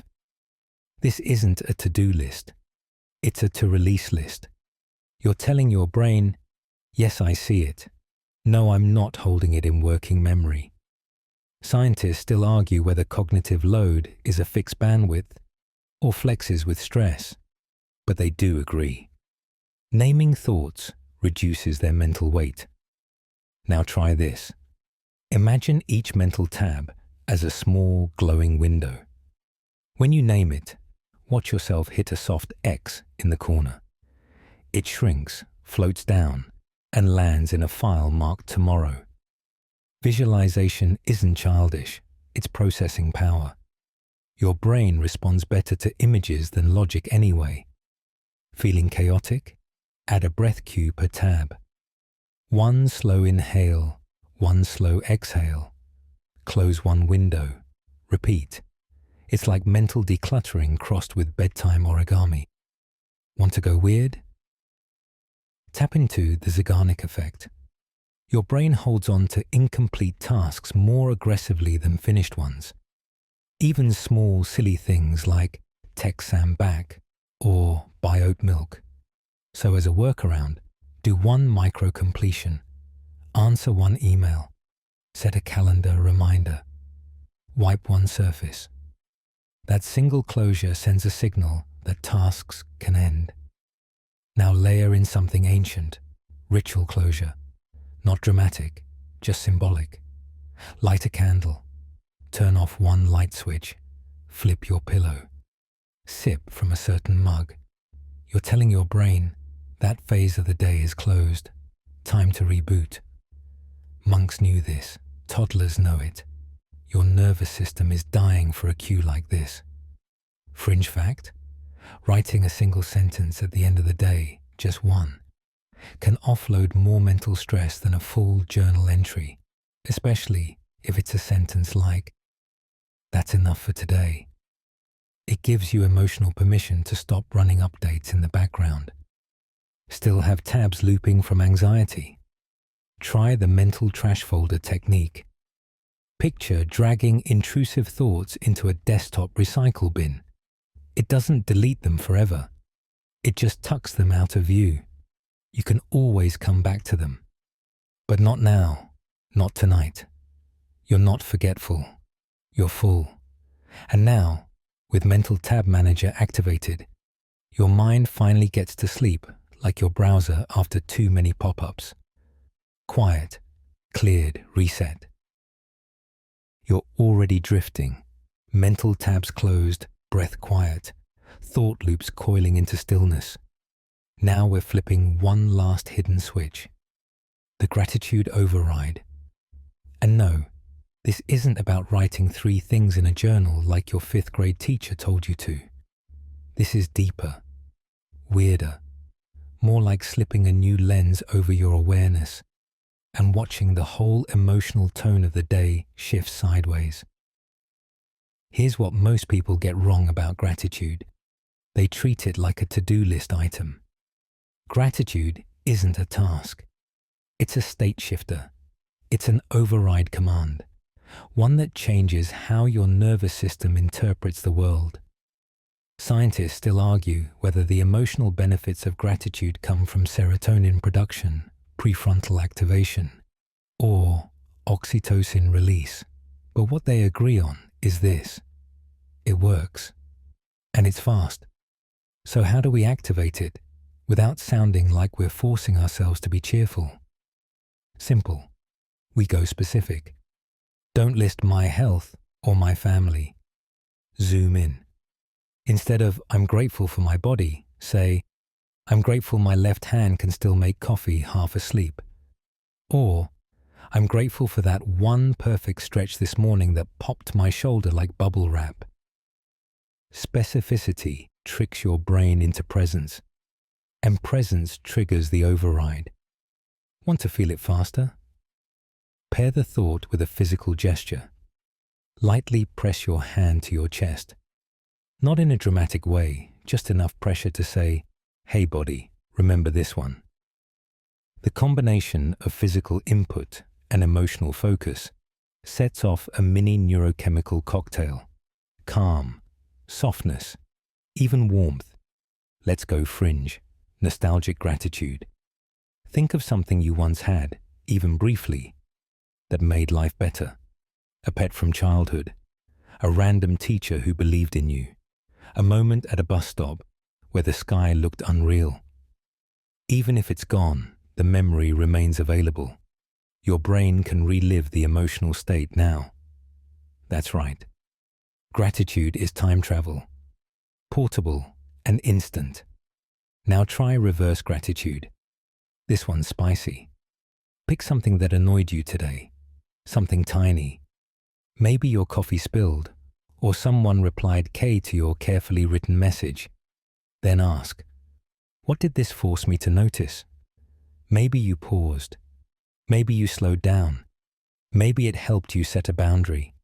You're not being fake. You're extracting fuel from friction. Here's a cheat code that monks and neuroscientists both quietly agree on. Gratitude spoken aloud is stronger. Even if it's whispered, even if it's mumbled into a pillow. There's something about hearing yourself say, "Thank you for this stupidly soft blanket," that rewires your inner atmosphere. It becomes not just a thought, but a declaration. Want to leave a trail of breadcrumbs for future you? Try the pocket stone trick. Keep a small object, a coin, a pebble, a keychain that you touch once a day, just to remember one thing that went right. It becomes your portable anchor. Every time your fingers brush it, the override kicks in. You don't even need to think consciously. It's baked into your body. Gratitude doesn't solve everything. It doesn't erase the chaos or the hard stuff, but it changes the climate you walk through. From storm clouds to low fog, from sharp edges to softened corners. You've now activated the gratitude override, and just like that, everything feels slightly more like a gift. You've been slowing down, softening, letting your system recalibrate. So now, let's do something that sounds almost too good to believe. Let's mess with recovery time.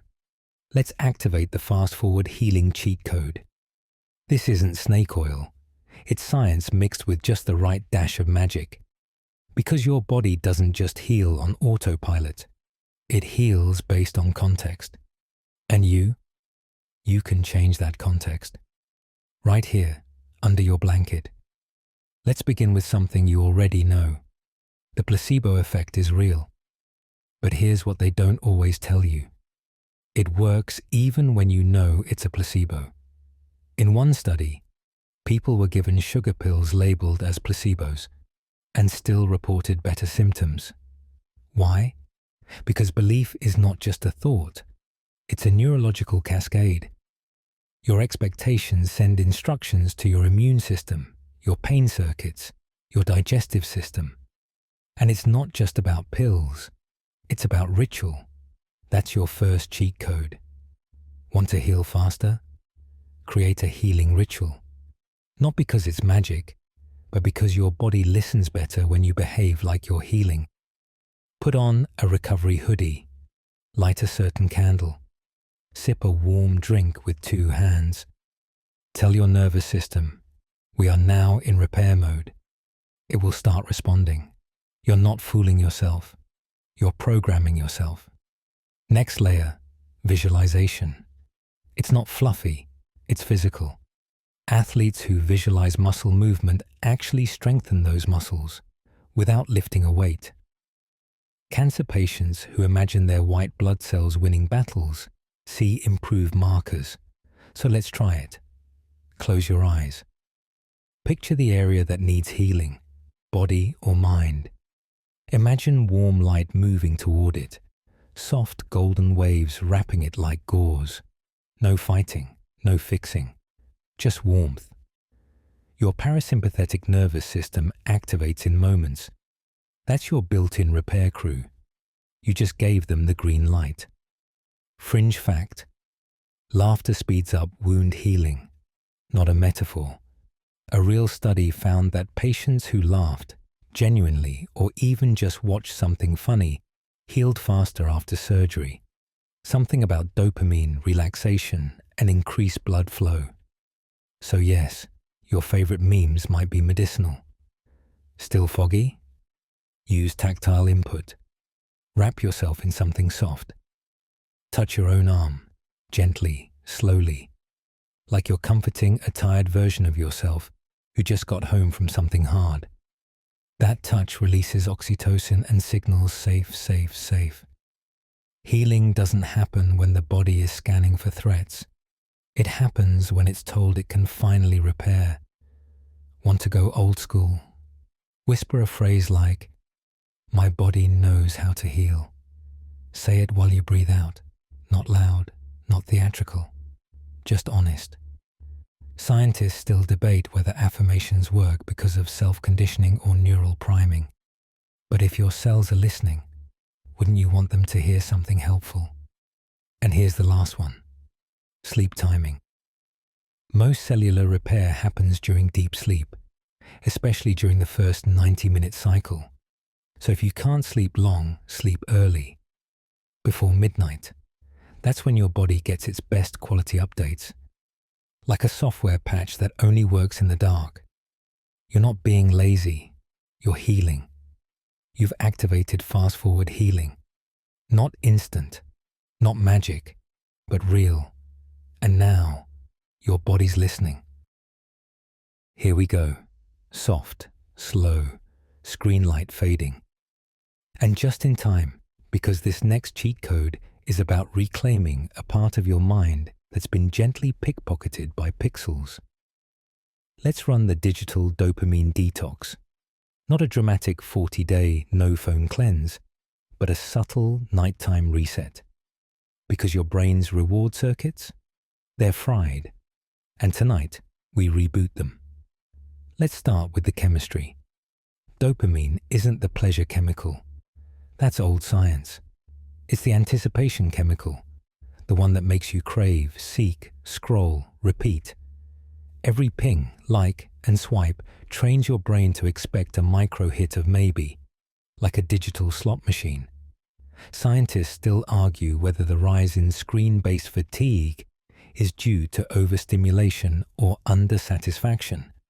But either way, your brain is sprinting on a treadmill that never turns off. So we pause the belt. Step 1. Notice the itch. Not your skin, your attention. That moment when you reach for your phone without thinking. When you flick open 6 apps in a row, forgetting why. That's not addiction. That's programming. So we respond like a hacker. Instead of resisting the urge, interrupt the pattern. When you go to open a screen, do something tactile first. Touch your wrist. Flick your fingers. Stretch your neck. You're building space, half a second, between the urge and the action. And in that gap, you start taking your brain back. Now let's add a dopamine rest moment. Pick 5 minutes, just 5, where you stare at nothing. No music, no scrolling, no stimulation. Just a wall, a ceiling fan, your own breath. At first, your brain will whine. Then, it'll exhale. Because here's the twist. Boredom restores dopamine sensitivity. It's the stillness that sharpens the signal. Want to go fringe? Try monotasking. Not because you want to be more productive, but because focusing on one input at a time rebuilds your attention span like a muscle. Eat without watching anything. Fold clothes without a podcast. Your brain starts whispering, "Oh, this is what presence feels like." Uncomfortable at first, then strangely delicious. Let's layer in a dopamine palate cleanser. These are low stimulation, high return activities that reset your reward system. Think, drawing aimlessly, sorting coins, sitting with a warm drink, watching trees sway. These feel boring at first because your dopamine levels are desensitized. But after 5 to 10 minutes, your brain starts to recalibrate. The calm gets addictive. Fringe tip? Dim your screen and flip it to grayscale. That's right, no color. It sounds ridiculous, but grayscale mode makes social apps 50-75% less stimulating. Suddenly, everything looks a bit dull, which is perfect. Dull equals less dopamine hijack, equals you lose interest faster. That's a win. And don't forget the eyes. Your optic nerves are exhausted from blue light. So try this. Stare at something 20 feet away for 20 seconds, every 20 minutes. It's called the 20-20-20 rule. But tonight, you're just doing it once. Right now. Eyes relaxed, breath slow, thought-free. Now here's the surprise. Dopamine detoxes aren't about removing pleasure. They're about restoring it. Resetting your baseline so little things feel good again. Music hits deeper, food tastes better, conversations feel fuller. Even silence becomes rich. You've now begun the digital dopamine detox. The pings are softer, the cravings fade. And your mind? finally gets to hear itself again. Now that the noise is dimmed and the dopamine's leveled out, let's talk about something quiet. Not loneliness, not isolation. Something intentional, restorative, strategic. You're about to activate tactical solitude, a cheat code that's less about running away from people and more about finally hearing yourself think. Because let's face it, in this always-on world, solitude is now considered suspicious. Sit alone at a cafe. You must be waiting for someone. Take a walk without earbuds. Must have forgotten your phone. But here's the truth. Solitude isn't absence. It's presence, without interruption. It's the space where you return to yourself. And it only takes a little. Let's start with a reframe. Solitude isn't a gap in social time. It's a form of mental hygiene. Scientists still debate whether it boosts executive function or emotional regulation more. But either way, study after study shows it enhances clarity, creativity, and decision-making. Why? Because you stop filtering yourself through other people's perceptions. Step 1. Carve a tiny solitude pocket. You don't need a cabin. You need 10 to 15 minutes where no one can reach you. Physically or digitally. Shut the door. Put your phone in another room. Yes, really. The silence will feel loud at first. That's okay. Your brain is used to the clutter. Stillness feels like withdrawal until it becomes relief. Now, go still, but not static. You don't have to sit in lotus pose or channel ancient Zen masters. You can tidy something slowly. Water a plant. Stare out the window with zero purpose. The point is no stimulation, no narrative. You're letting the excess thoughts settle like dust in a shaft of light. That's where clarity lives. Want a physical anchor? Pick one repeatable motion. Brushing hair, tracing your thumb over your palm, folding towels. The monotony creates space. It's like clearing mental cache. Suddenly, ideas you didn't know you had start rising like bubbles in calm water. Now let's get a little weirder. Try talking to yourself. Not in a performative way, just out loud, quietly. Say, here's what I'm feeling, or, okay, that's been bothering me. Studies show that self-talk in solitude actually helps you process faster. Why? Because hearing your own voice externalizes thought. It moves worries from echo chamber to expression. Feeling emotionally scrambled? Try solitude in motion. Walking, stretching, driving with no music. These rhythms calm the nervous system and unlock subconscious clarity. Writers, inventors, philosophers, many of them solve their biggest problems while walking alone. Coincidence? Or just finally being able to hear themselves without interruption? Fringe fact. Even short doses of solitude can increase empathy. After being alone, truly alone, people report more patience, more warmth, more capacity to be present with others. Turns out, time with yourself makes time with others better. That's tactical solitude. It recharges relational energy. Now, solitude doesn't have to be deep. It doesn't even have to be profound. Sometimes it just feels like unplugging a device that's overheated. You let it rest. You don't press buttons. You don't demand anything. You just let it cool. You've now activated tactical solitude. No cave, no monastery, just space. And the radical idea that you are enough company for yourself tonight. All right, it's time to talk about momentum. Real momentum. The kind that builds from the tiniest, almost invisible efforts. You don't need to climb a mountain right now. You just need to put on your metaphorical hiking socks. Because tonight, you're activating micro-goal magnetism. Here's the thing. Motivation doesn't usually come from big goals. It comes from small victories.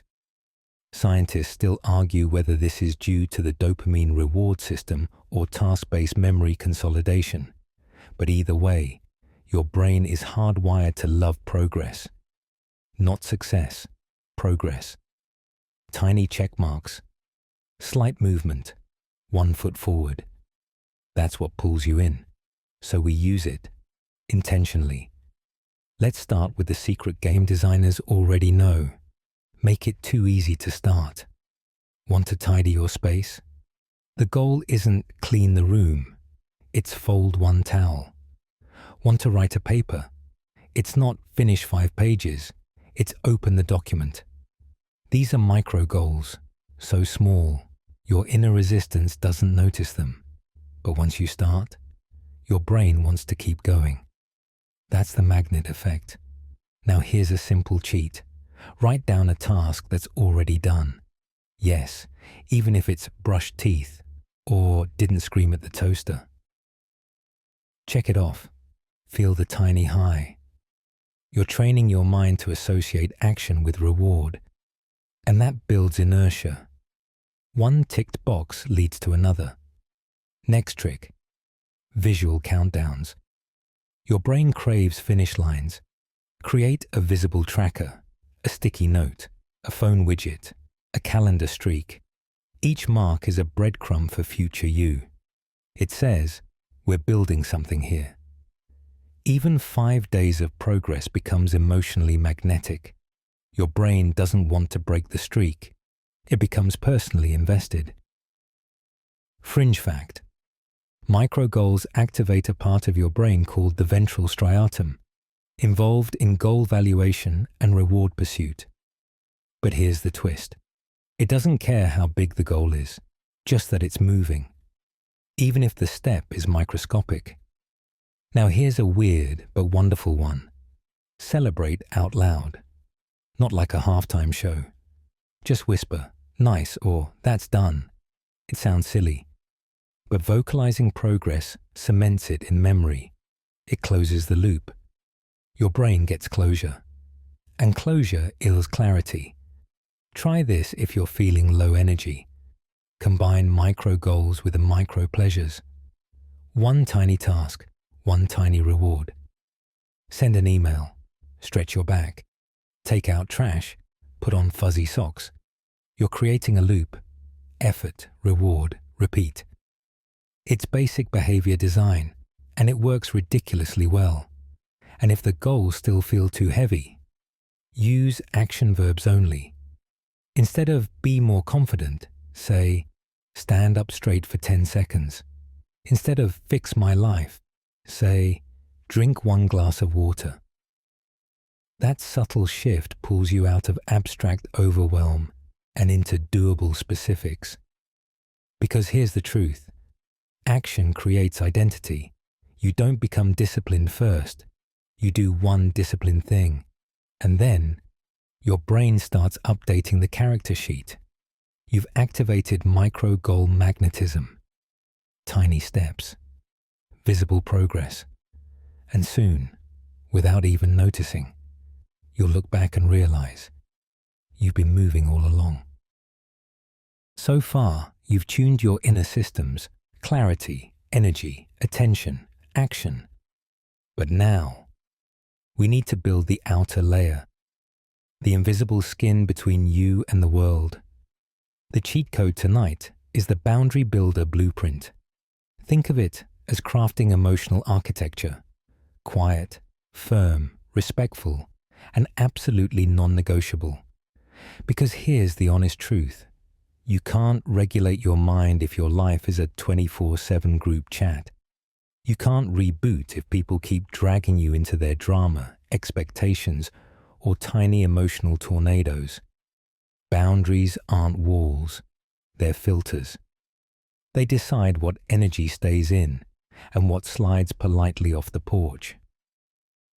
Let's begin with internal boundaries, the ones inside your head. These aren't about other people. They're about you deciding what thoughts get to stay. Try this. When a guilt-driven thought barges in, like, I should be doing more, or they'll be mad if I say no. Pause and whisper, that's not mine. Just that. Like you're handing back someone else's bag at the airport. Now the blueprint begins. Step 1. Pre-decide your limits. Not during chaos, not mid-conversation. Decide now. What hours are sacred? What topics are off-limits? What drains you instantly? Boundaries work best when they're decided in calm and executed with grace. Think. Emotional budgeting. You don't wait until you're broke to set a spending cap. Next, practice the no sandwich. Say no. Soft reason, kind tone. Hey, I really want to support you, but I'm stretched thin today. Rain check? It's not an apology. It's a choice. Your energy is not community property. You're allowed to distribute it carefully. Fringe fact: people who express their needs clearly, especially with I language, report higher relationship satisfaction and lower stress levels. That's right. Boundaries don't ruin connection. They protect it. Like bumpers on a bowling lane. Less chaos. Fewer dropped pins. Here's a visual trick. Picture an energy perimeter, like a glowing ring around you. When you say yes to something that doesn't serve you, it dims. When you protect your time, it glows stronger. You don't have to imagine yourself in armor. Think sunlight with preferences. Need a phrase arsenal? Try these. That doesn't work for me right now. Let me think on that. I'm not available for that energy today. These aren't defenses. They're filters. Polite, firm, yours. Want to reinforce it physically? Use space rituals. Light a candle before solo time. Shut a door and place a book in front of it. Wrap yourself in a blanket and call it your invisibility cloak. These may seem silly, but your nervous system responds to symbolic cues. Rituals become reminders. I'm in my space now. Still feel guilty? That's not a red flag. That's unlearning. You were likely taught, like most people, that being kind means being available. But kindness without boundaries turns into resentment. And resentment is kindness that was never given with consent. You've now activated the boundary builder blueprint, and next time someone asks for more than you can give, you'll smile softly and say, I still care, but I'm choosing peace this time. Let's get physical now, not like gym class, more like Jedi mode. Tonight's cheat code is simple, instant, and kind of ridiculous in its effectiveness. The posture power-up. Because the way you hold your body doesn't just reflect your state of mind, it alters it. Fast, automatically, without permission. Most people think posture is about ergonomics. Sit up straight, back at 90 degrees, knees at respectful angles. But posture is non-verbal self-talk. Your spine literally sends messages to your brain about how to feel. And those messages, they're loud. Let's try something. Right now, wherever you are, slump. Really commit to it. Let your head drop forward. Round your back. Collapse into your seat like melted wax. Stay for just a moment and notice the emotional tone. A little defeated, a bit tired, maybe even more anxious than you were 10 seconds ago. Now do the opposite. Roll your shoulders back. Lift your chin slightly. Imagine a string gently pulling the crown of your head upward, like a balloon's tied to it. Don't go stiff, just gently tall. Feel that shift? That's not placebo. That's biomechanical feedback. Fringe fact? There's a fascinating link between upright posture and cortisol regulation. Studies show that slouching can increase stress hormone levels, while open, upright posture can reduce them and boost testosterone slightly, even after just 2 minutes. That's why it's called a power pose. even if you're doing it in pajamas. But here's the real trick. Posture isn't about looking strong. It's about feeling grounded. There's a pose called the mountain stance in yoga. Not flashy, just feet planted, spine aligned, arms at your sides. It's deceptively simple. And your nervous system loves it. It says, we are stable, we are safe. Want to make it stick? Pair posture with breath. Straighten your back, then breathe in slowly while lifting your chest. Exhale while keeping your height. That trains your body to associate upright alignment with calm. You're blending confidence and relaxation, not common roommates, but a powerful combo. Here's a sensory tip. Imagine light flowing up your spine, from your tailbone to the base of your skull. Just visualizing this can subtly cue your muscles to engage correctly. Bonus, it feels like a little back massage made of imaginary sunbeams. Still forget to sit up straight? Use anchor objects. Pick a few things in your environment, a water bottle, a certain color, a doorway. Every time you see them, use it as a cue. Straighten. It turns posture into a passive game of memory. Eventually, your body starts fixing itself on autopilot. And this goes both ways. If you need to feel smaller, quieter, more inward, use soft posture. Hunched slightly, shoulders forward, neck tucked. You're signaling to your nervous system that it's time to rest, to pull in, to go dark mode. Posture is a volume dial for your emotional state. You don't always need to be tall, you just need to choose. You've now equipped the posture power-up. You don't need armor. You don't need a cape. You just need to remember, your spine is not a suggestion. It's your signal tower. Now that your spine is aligned and your body knows it's safe, let's sink deeper into control. Control of your rhythm, your mood, even your heartbeat. You're about to unlock the box breathing secret. A technique so simple, it feels like a magic trick, used by Navy SEALs, yoga instructors, and probably at least 3 ancient desert monks who didn't get proper credit. At its core, this cheat code is about hijacking your breath to steer your entire nervous system. Because when your breath changes, everything else follows. Mood, thought speed, heart rate, tension. It's all wired into this one unconscious system that you can tap into manually. Here's how it works. 4 equal parts, like sides of a box. Inhale for 4 counts. Hold for 4. Exhale for 4. Hold for 4. Repeat. Simple? Yes. But what's happening under the hood is wild. That inhale signals activation. Your sympathetic nervous system, aka the let's do stuff team, wakes up. The hold says pause, stay aware, let stillness settle. The exhale, that's the real gem. It activates the parasympathetic system, rest and digest. And that final hold teaches patience, control, stillness inside movement. Now repeat, slowly. Feel it like walking in a square.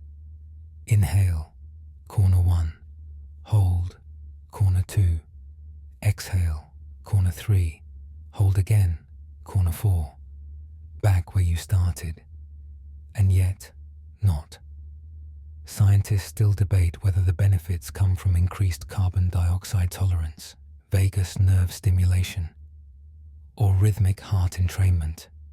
But it works. Your heart rate variability, HRV, improves. Your cognitive load drops. Focus sharpens. You get calmer, not sleepier, centered. Fringe tip. Visualize the box as you breathe. Literally imagine a glowing square tracing each edge with your breath. It gives your brain an anchor, something to hold on to when the thoughts try to wander into next Tuesday. Let's get creative.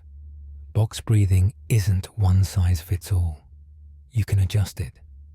Need to wake up? Try 5-5-5-2. More oxygen, shorter final hold. Need to wind down? Try 4-4-6-2. Slightly longer exhale, more calming. You're tuning your breath like a drowsy orchestra. Just pick the tempo. Want to make it automatic? Choose a daily anchor point. Every time you're at a red light, or standing in line, or waiting for the microwave, do one round. 4 breaths, that's all. It builds into your nervous system like a postural reflex. Eventually, your body box breathes before you even know you're stressed. That's the real power. Proactive calm. Now here's something strange. If you pair box breathing with a physical gesture, like pressing your fingertips together or placing your hand over your heart, it doubles as a grounding tool. Your brain starts linking the gesture to the breath. Soon, just touching your fingers that way brings on the calm. Even better? Teach your body to associate this pattern with the phrase, "I'm safe."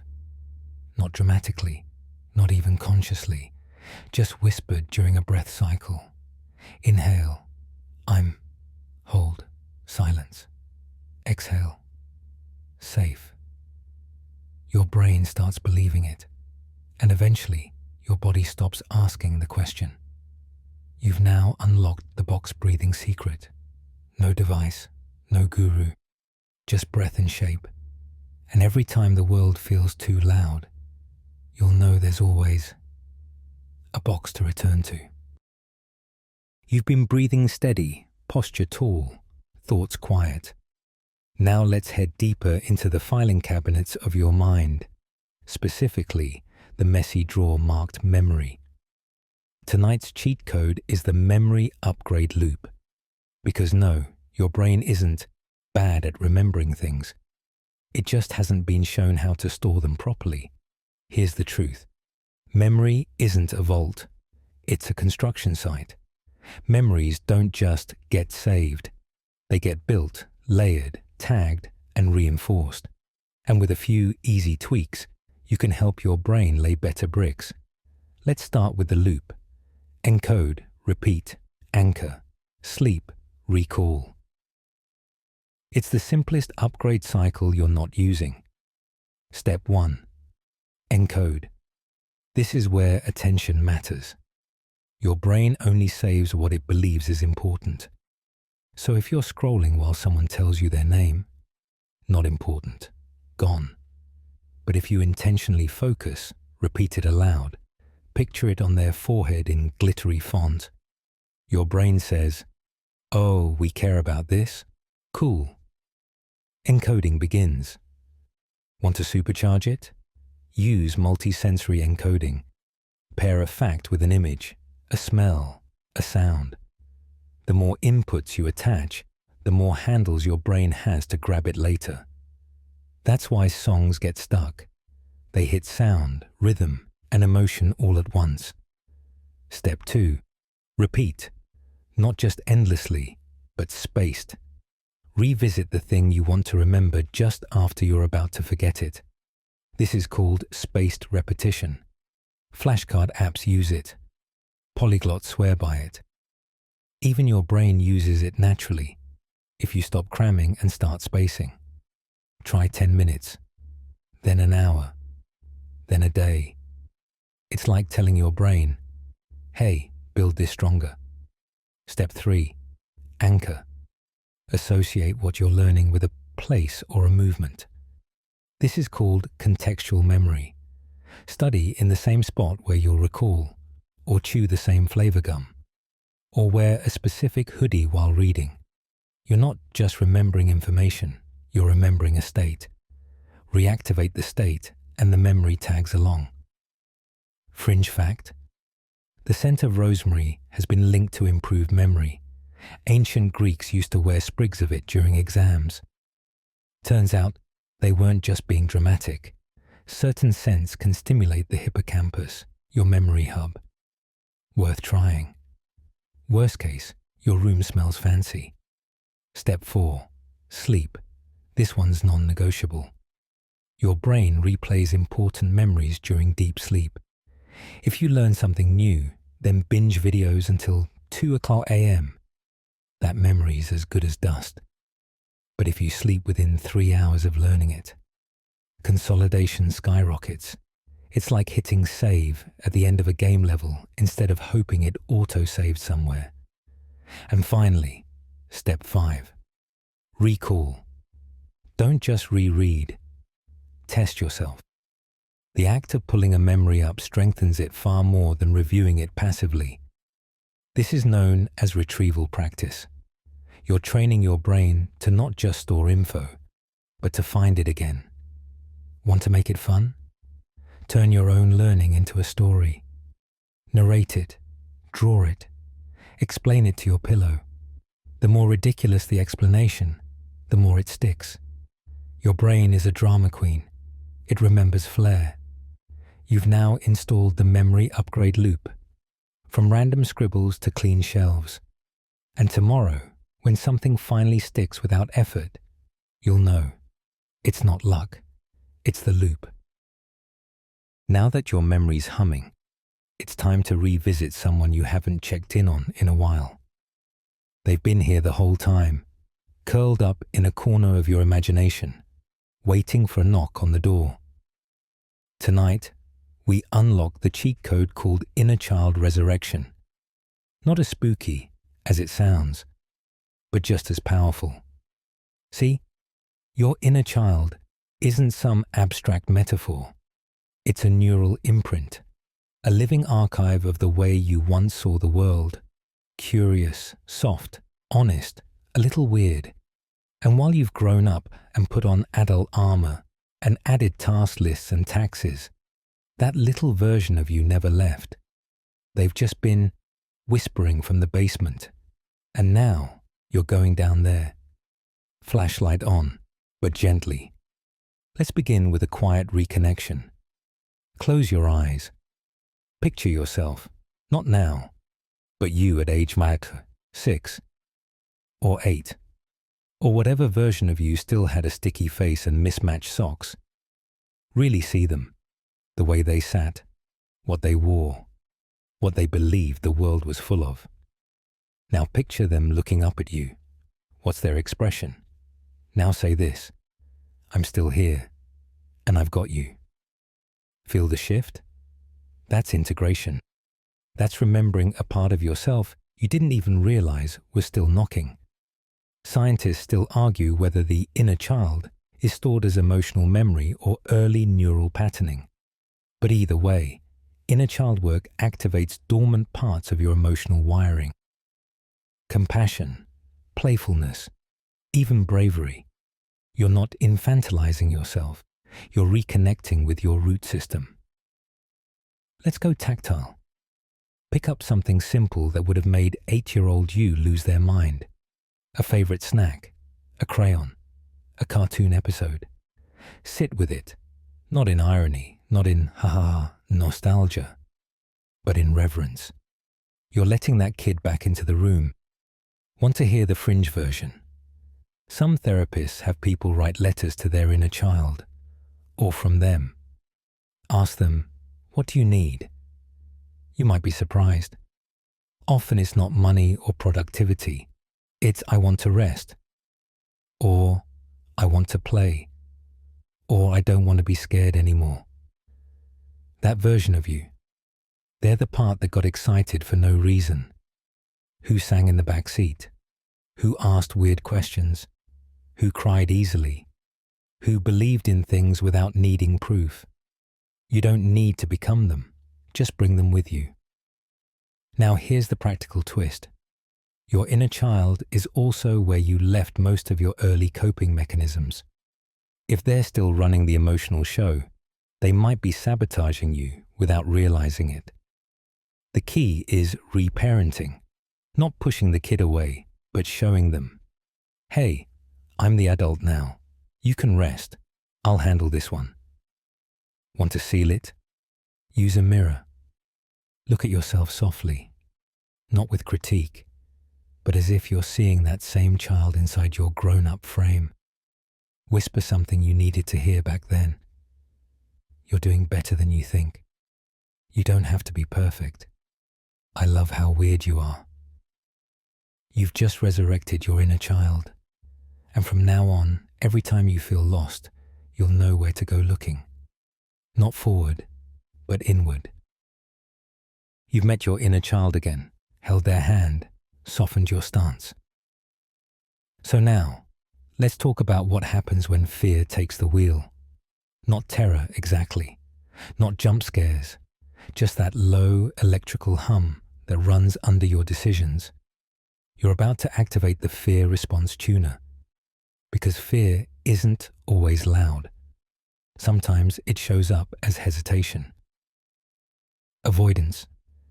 That slightly clenched jaw when someone texts you, "Can we talk?" Or the way you keep rewriting a message before pressing send. Fear is stealthy. But here's the cheat. You don't have to erase it.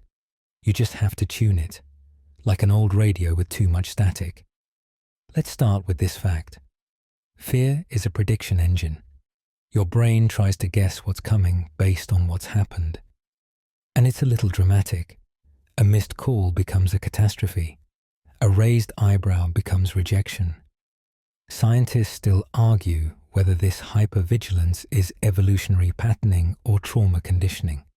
But either way, it's not truth. It's a forecast.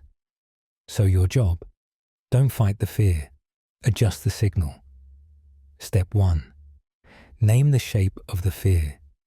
Is it fear of failure, rejection, embarrassment, pain? If you can name it, you shrink it. Fear thrives in the vague. Once it has a label, it starts losing altitude. Now, locate it. Where is it in your body? Throat, chest, gut? Fear is physical.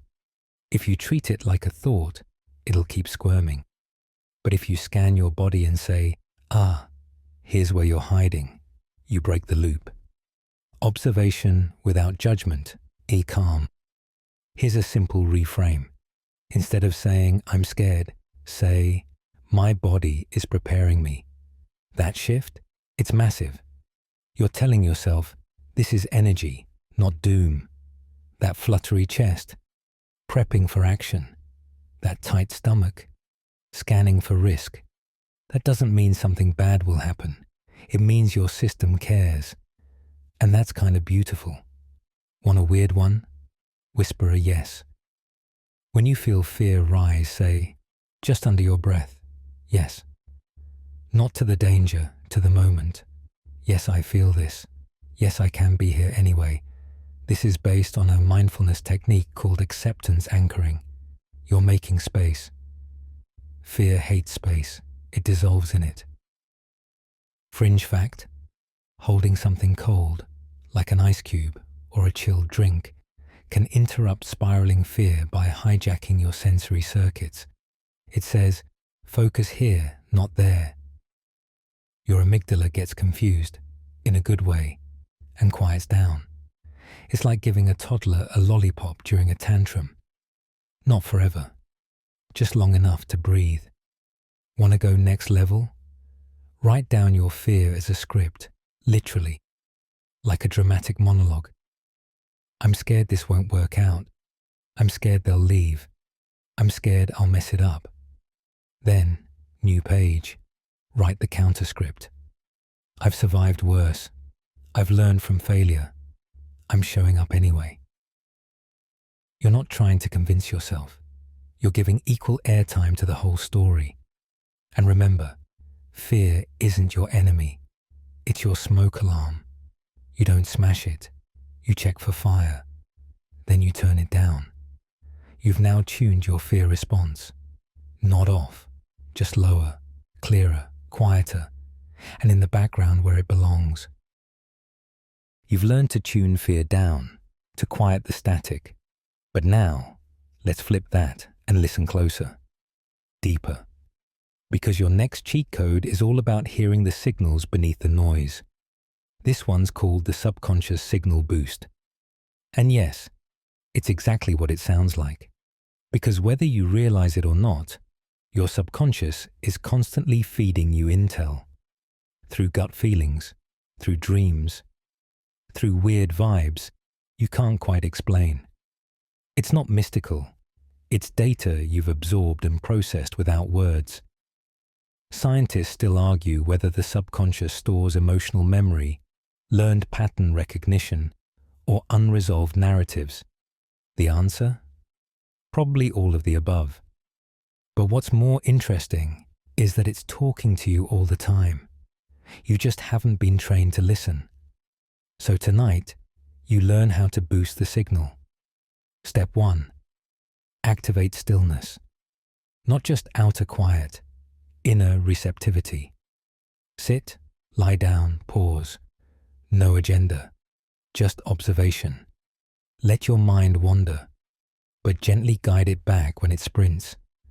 This isn't meditation. This is tuning in, like holding a seashell to your ear and waiting to hear the tide behind it. Now ask a question, not with urgency, but curiosity. Something small. What's underneath this feeling? What am I avoiding? What already knows the answer? Then wait. Not for words, but for impressions, images, a memory, a fragment of a sentence. Maybe you picture yourself walking out of a room. Maybe you see a color. Maybe you feel pressure in your chest. That's the signal. You don't have to get it. You just have to let it in. Want to amplify it? Use pen and paper. Write a prompt at the top. Dear subconscious, what do I need to hear? Then write whatever comes. No editing, no grammar check. Let the words flow. Some of it will be nonsense. Some of it will be surprisingly sharp, like a version of you who sees the whole maze from above. Here's a fringe technique. Dominant, non-dominant, hand journaling. Ask a question with your usual hand. Answer with your non-dominant one. It's awkward. It's slow. It often reveals things your conscious mind tries to skip, like emotional handwriting from the basement. Another signal booster. Dream tracking. Your subconscious loves nighttime Pictionary. Keep a notebook near your bed. First thing upon waking, write what you remember, even if it's just a color or a shape. The more you record, the more you recall, and the more your subconscious realizes you're paying attention, which means it starts speaking more clearly. Feeling blocked? Try bilateral stimulation. Tap your left knee, then right, or walk slowly. This activates both hemispheres and helps subconscious insights float up. It's the principle behind EMDR therapy. But you can use a chill DIY version for mental clarity. Need it faster? Use free association. Say a word. Respond with the first word that comes to mind. Then keep going. 5 layers deep. You'll reach your emotional thread without even noticing. It's like using breadcrumbs to find the subconscious trail. And remember, this isn't about decoding every dream or solving every riddle. It's about building trust, showing your inner self that it can speak, and it will be heard. You've now activated the subconscious signal boost. Not loud, not dramatic, but clear. Like finding a handwritten note under your pillow from yourself. Let's float into something even softer now. Something invisible, but wildly powerful. You've cleared your mind, tuned your subconscious, and now it's time to take emotional control using a tool you've had access to your whole life: sound. Tonight's cheat code is the Mood Reset playlist, and it works faster than most therapy sessions. Because here's the sciencey truth. Music doesn't just reflect your mood, it can reprogram it. Your auditory system is directly wired to your emotional centers. The amygdala, the hippocampus, the nucleus accumbens, all lighting up like a neon dance floor whenever a song hits just right. But you already knew that, didn't you? You've had that moment, walking somewhere, headphones in, and suddenly you feel like the main character in a movie. That's not drama, that's neurochemistry. So let's build this like a proper tool, not just a playlist you forget about. First, define the mood you want to reset into, not out of, into. Do you want to feel calm, confident, brave, nostalgic, uplifted? This isn't about numbing sadness. It's about guiding emotion like a GPS. I feel X. I want to move toward Y. Your playlist becomes the bridge. Start with mood-matching tracks. Songs that reflect where you are now. If you're sad, begin with slow, gentle melancholy. If you're tense, something percussive or dark. You're saying to your nervous system, "Yes, I hear you." That creates trust. Only then do you begin the mood shift. Gradually, track by track, you increase the energy, not sharply, smoothly. Tempo goes up, keys brighten, harmonies open. Your brain follows without resistance. This is called musical entrainment. Scientists still argue whether it's due to neural resonance or dopamine phase locking, but they all agree. Your brain wants to sync with rhythm, and once it does, your body and mood follow like a kid in a conga line. Fringe fact: your brain actually predicts musical patterns, and when it gets them right, dopamine. When it gets surprised in a pleasant way, even more dopamine. That's why a key change or a sudden chorus can feel like an emotional slingshot. Now personalize the tool. Make multiple mood playlists. One for calm focus. One for shake it off frustration. One for sleepy self-compassion. One for low-key swagger. Give them names that make you smirk. Not just Chill Vibes Volume 2, but Lo-Fi Existential Crisis Recovery Kit. Or Confidence, but make it whispery. Labeling matters. It sets the emotional stage before the first beat drops. Want to go deeper? Create a scent-sound association. Light the same candle every time you listen to your calm playlist. Spray a certain essential oil. Your brain starts linking that scent with the emotional tone. Before long, the smell alone will begin the reset. Need it on demand? Pick one emergency track. A single song that can, no matter what, lift you 2 inches off the floor emotionally.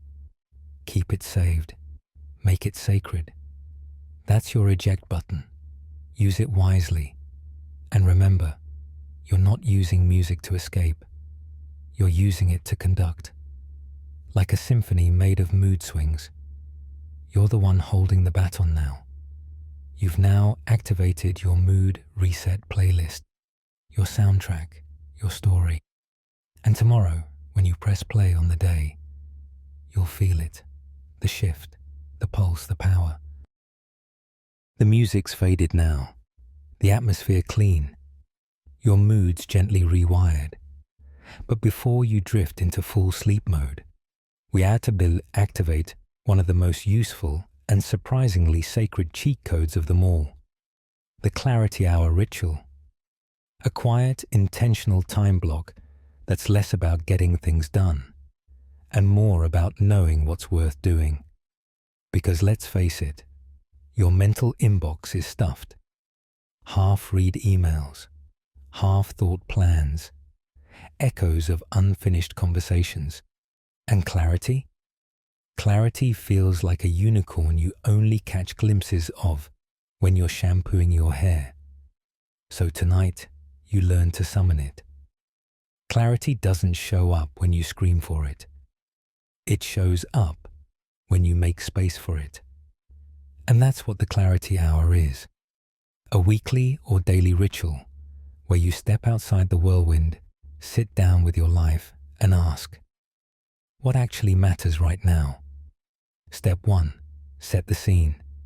You need calm. No notifications, no multitasking. A favorite drink nearby, soft light, a pen and paper, ideally, not a glowing screen. You want your body to feel like it's about to write poetry, not budget spreadsheets. Then you open the portal. Start with a brain dump.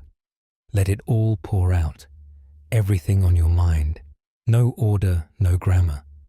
Tasks, worries, names, grocery items. Remember to fix that squeaky drawer. Think of it like emotional compost. Get the mess out so something fresh can grow. Next, organize gently. Not into strict categories, just clusters. Themes, family, work, health, self. You'll start seeing what's loud versus what's important, because those are not the same thing. Now, here comes the cheat. The 3-3-3 filter. 3 things you must do soon, non-negotiables. 3 things you want to do soon, personal priorities. 3 things you're ready to let go of. Mental clutter you've been dragging around like old luggage. This simple act rewires your task list from chaos into choice. Scientists still debate whether decision fatigue causes more stress than task overload. But with this method, you avoid both. You're filtering life through meaning, not urgency. Want to go sensory? Pick a clarity candle. Light it every time you do this ritual. Let that scent anchor you into, I'm being intentional now. It's small, it's silly, it works. Here's a fringe tip. Ask one oracle question, something like, what am I not seeing clearly? Or, if I could only do one thing tomorrow, what would earn my peace? Then wait. Don't force the answer. Let your subconscious bubble something up. Sometimes the whisper is worth more than any checklist. Now, don't overstay the ritual. Set a timer, 30 or 60 minutes max. Clarity isn't born from overthinking. It's born from focused attention, then release. Close your notebook. Blow out your candle. Don't act yet. Just know. Here's the real magic. When you make this a practice, even just once a week, your decision-making improves. Your stress softens. Your actions get traction. Not because you're working harder, but because your path is clearer. You've now activated your clarity hour ritual. Next time life tries to pull you in 20 directions, you'll smile quietly, pull out your notebook, and go back to the only direction that matters, forward with intention. Now that your clarity hour has swept away the clutter, let's zoom in on the messiest part of modern life. Decisions. Big ones, tiny ones, the ones that haunt your shopping cart, the ones that keep you in relationships too long or jobs too short. Tonight's cheat code is the decision defogger, a soft, focused method to clear the fog and finally just choose. Because indecision isn't always about confusion. It's about conflict, competing values, risks, and identities all shouting at once. Be responsible. Follow your heart. Don't screw this up. No wonder you're frozen. So the decision defogger isn't about forcing clarity. It's about revealing what's already waiting underneath the noise. Step 1. Change the setting. Don't try to decide while stressed, or tired, or surrounded by opinions. Go somewhere quiet. Light helps. Nature helps more. If you can't go far, even looking out a window while holding a warm cup can trick your brain into soft attention, the perfect state for decision-making. Now, instead of asking, what should I do? Ask, what outcome feels like peace? This subtle reframe moves you from logic trap to value-based discernment. You're no longer choosing based on external correctness, but internal resonance. Next, get visual. Take out paper. Divide it in 3 columns. What I know, what I don't know, what I fear. This breaks the illusion that everything is unknown. Often, you know more than you think. You've just buried it under worry.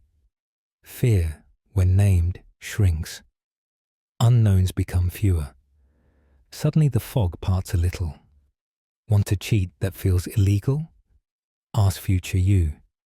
Picture yourself 3 months from now.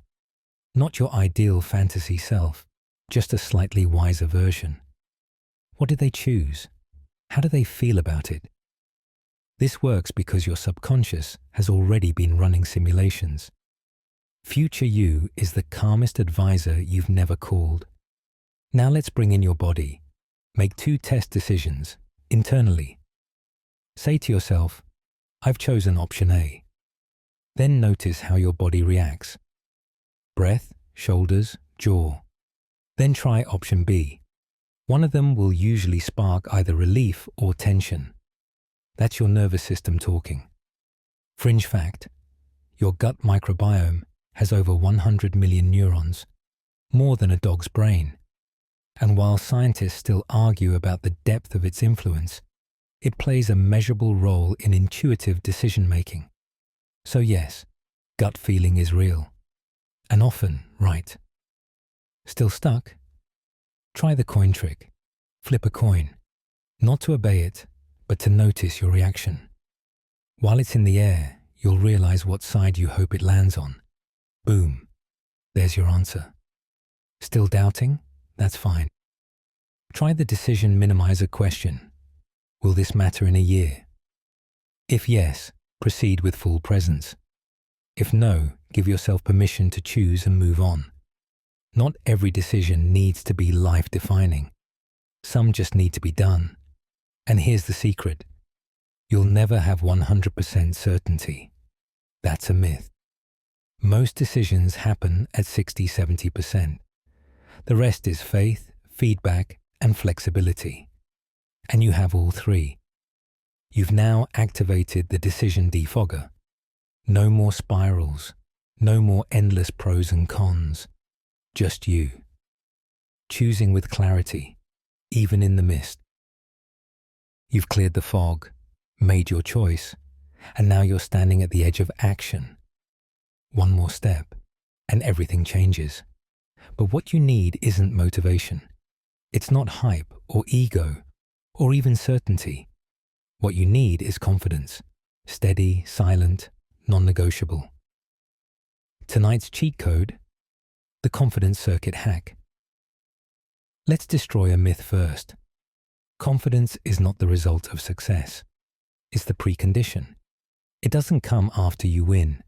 It shows up before, as if your nervous system says, we don't know what'll happen, but we trust ourselves to handle it. So how do you build that? Not with affirmations you don't believe, not with fake it till you make it. You wire it in like a circuit. Step 1. Activate evidence mode. Your brain needs receipts, so give it some. Write down 5 times you did something you thought you couldn't. Anything.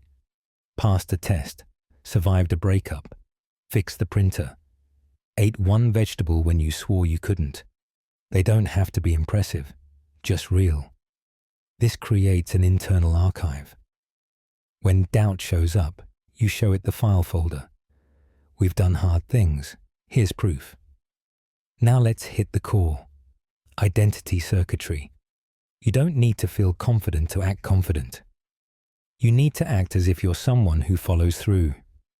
Confidence is not loud. It's predictable self-trust. Try this phrase. The kind of person I'm becoming would make the call. Speak up. Rest without guilt. You're not faking. You're updating. Fringe fact?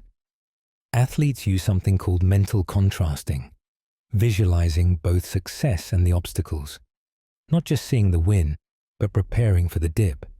This builds realistic confidence, not blind optimism, not doom spiral. Just, here's what could go wrong, and here's how I'll handle it. Still feel shaky?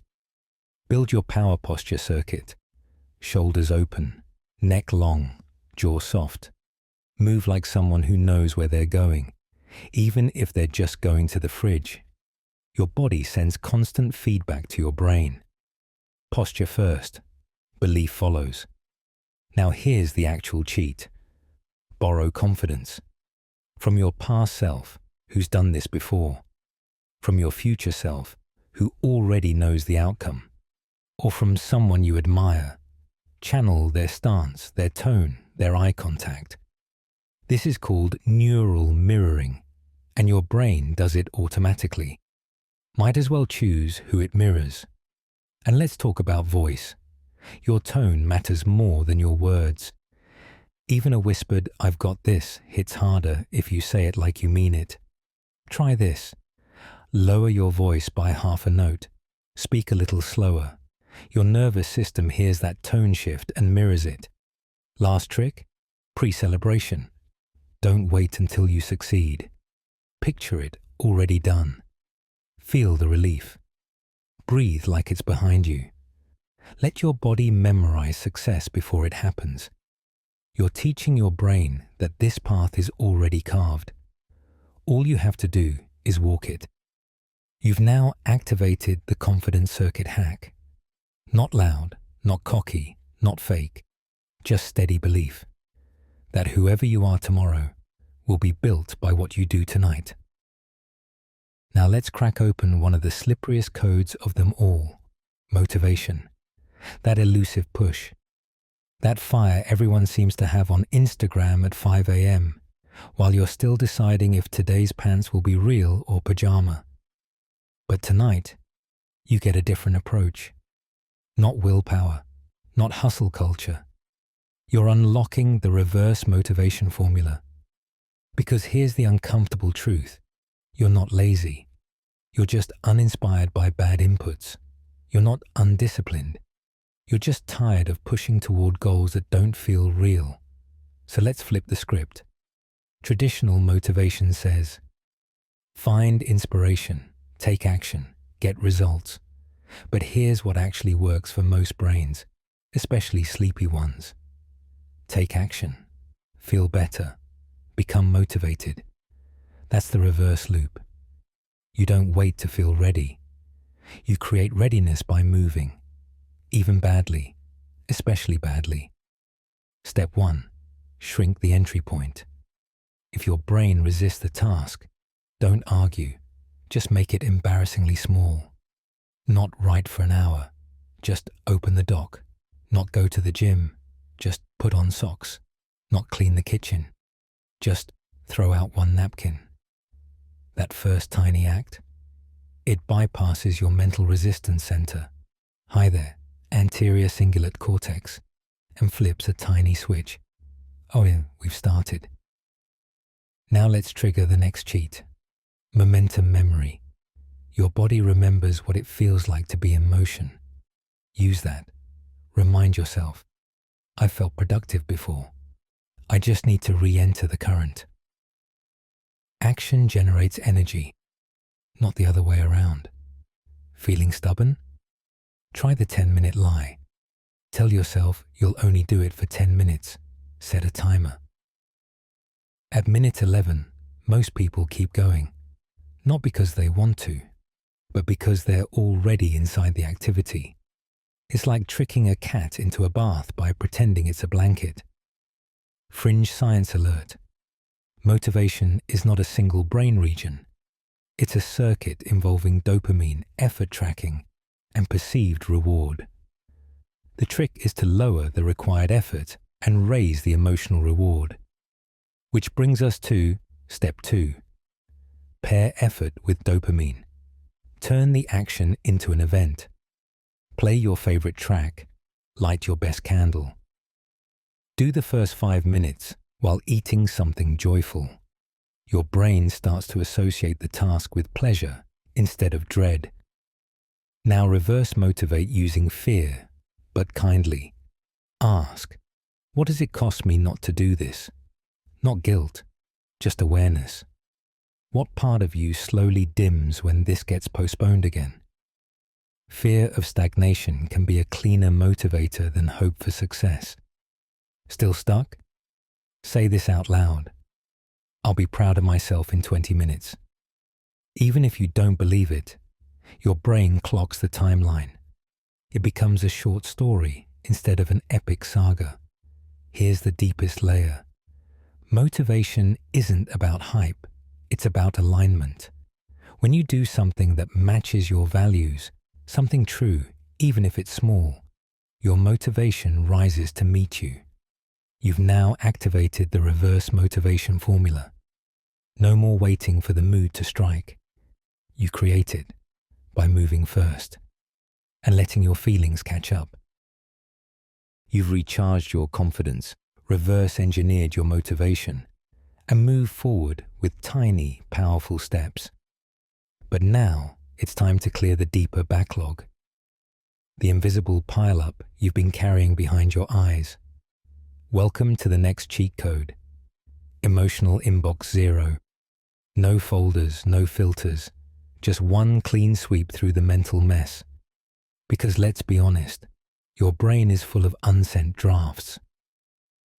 Conversations you never finished.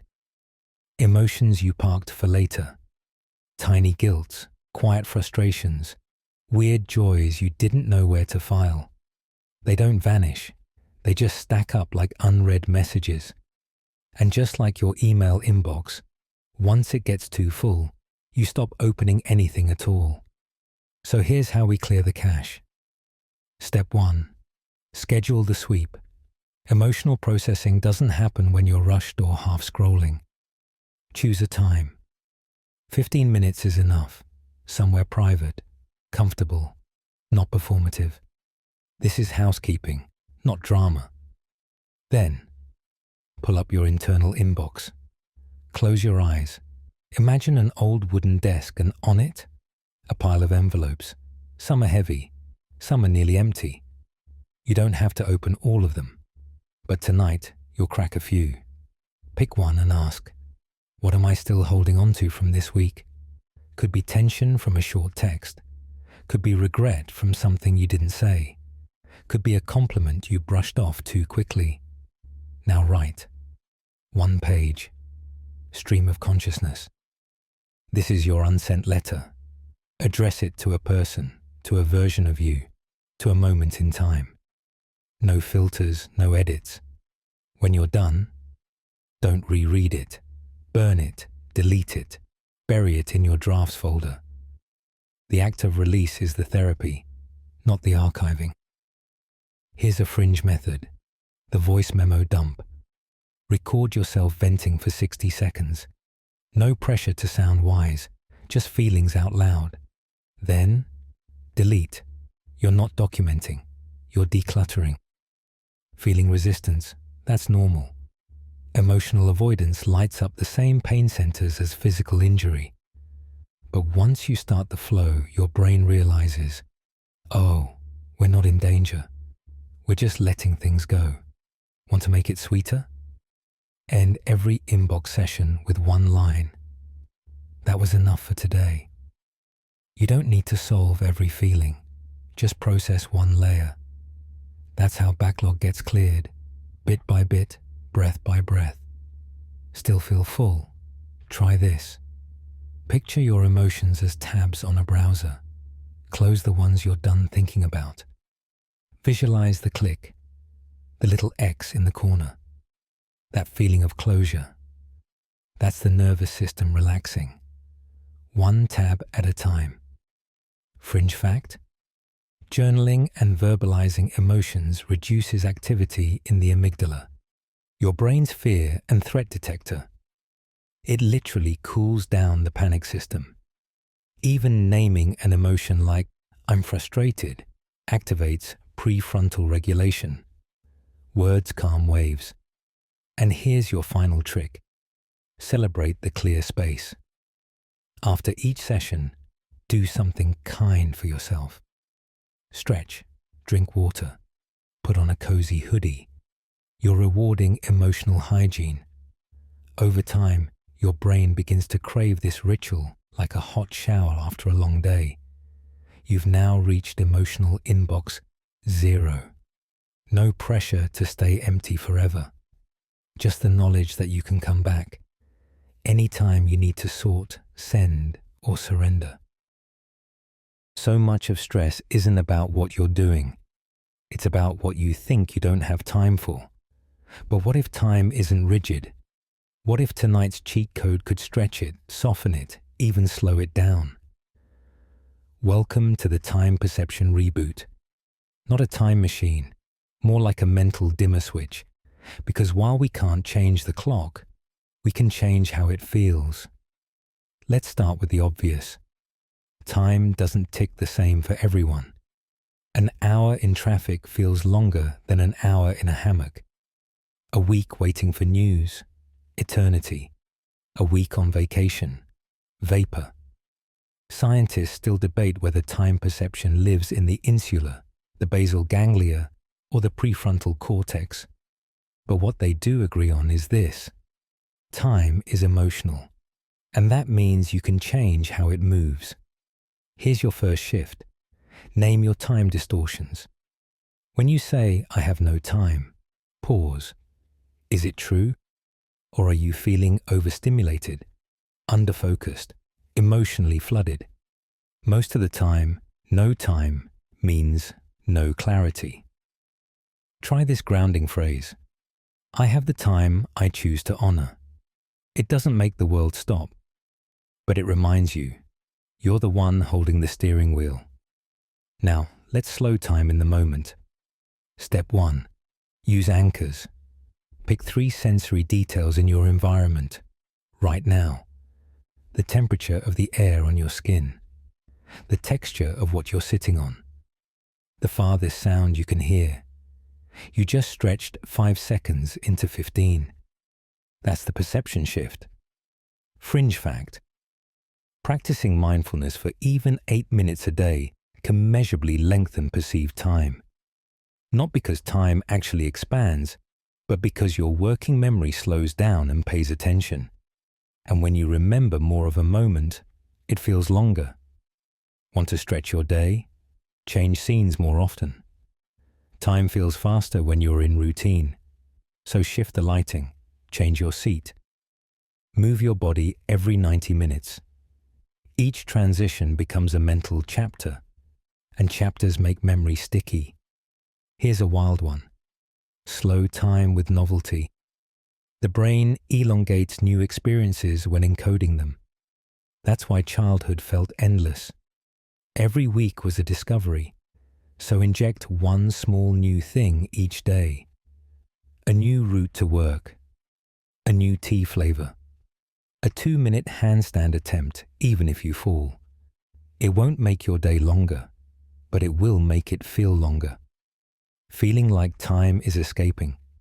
Try the just 1 hour ritual. Each day, guard 1 hour like it's sacred. Doesn't matter what time. During that hour, no screens, no multitasking, no urgency. Read, nap, walk, stare at the ceiling. You're training your nervous system to feel expansion. Even if the rest of your day is chaos, that 1 hour reclaims your internal rhythm. Still stressed? Flip time visually. Draw your day as a pie chart. How much of it did you actually control? How much did you give away without noticing? No shame, just awareness. Awareness is the first real clock. And here's your final reminder. You are not behind. You are not late. You are exactly where you are. Time isn't chasing you. It's flowing around you. You've now activated the time perception reboot. So next time the hours feel thin and slippery, take a breath, anchor your body, and stretch the moment open like taffy. There's more time than you think. Time has slowed. The minutes have softened. And now you're standing in the calm center of your mind, ready to install one of the deepest, most lasting upgrades in your entire system, your identity anchor. Because so far, you've fine-tuned your routines, rituals, breath, posture, and patterns. But tonight's cheat code dives under all of that. It answers the question, who are you when nothing else is happening? Here's the secret. Your actions flow from your identity, not the other way around. Trying to become confident, productive, focused, without updating your identity is like trying to run new software on an outdated device. So instead of asking, what do I want to do today? Try asking, who do I want to be while I do it? This is where the identity anchor comes in. Step 1. Pick your anchor traits, not goals, not titles. Traits. 3 adjectives you want to embody no matter what. Try words like calm, curious, honest, resilient, playful, grounded, compassionate. Don't overthink it. Choose what feels true adjacent, not who you think you should be, who you're already becoming. Step 2.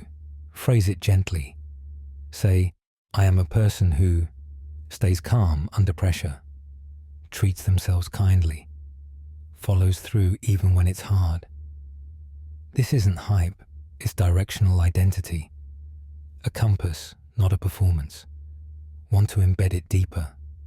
Write it down daily, in a journal, on a mirror, as your phone lock screen. The repetition isn't corny, it's programming. Your subconscious listens to patterns, and every repetition smooths the groove. Here's the wild part. Your brain begins filtering information through this identity. When you believe you're focused, distractions feel louder. When you believe you're kind, cruelty feels foreign. This isn't about faking anything. It's about aligning with your actual inner north. Fringe technique? Anchor with physical touch. Every time you repeat your identity phrase, place your hand on your chest, or tap your wrist, or trace a circle on your thigh. That physical anchor creates a neural association. Your body starts to believe it before your mind catches up. Still skeptical? Let's look at the science. Behavioral psychologists have shown that identity-based habits are more resilient than outcome-based ones. Meaning, I'm the kind of person who runs daily, beats, I want to lose 10 pounds. Because identity sticks, goals expire. And when you install the right identity, your habits follow like a loyal dog. Want to make it playful? Create an alter ego, not a fake persona, but a nickname for your higher self. Clarity Me. 3-hour focus ninja. Chill captain of the night. It helps separate your patterns from your possibilities. So when doubt shows up, you can say, thanks, but I'm driving now. Final step. Revisit your anchor weekly. Identities aren't tattoos. They're tattoos in dry erase marker.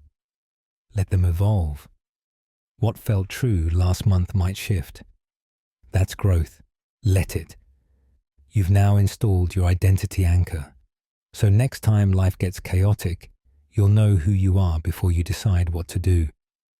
Not a role, not a goal, but a rooted truth, whispered under every breath. So your identity's anchored. You know who you are, even when the world starts spinning. But now, we need to recalibrate something deeper and sneakier. Tonight's cheat code is called dopamine drift correction, because no matter how strong your intentions, there's a chemical tide constantly pulling at your attention. Here's what happens. You sit down with clarity. You've got a task, a vision, a vibe, and then your brain wanders. Suddenly, you're checking emails, scrolling memes, wondering how that one guy from season 2 of your favorite show is doing now. What just happened?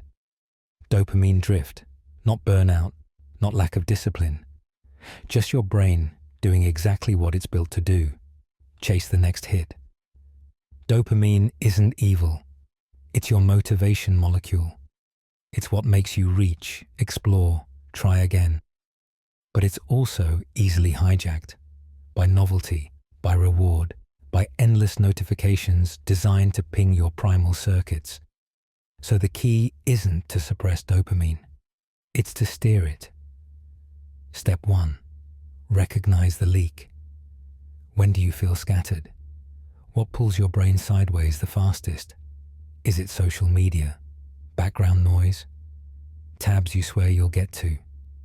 Map your personal drift zones, because awareness is the first dam. Now, here comes the actual correction. You reset your dopamine sensitivity by pausing the flood.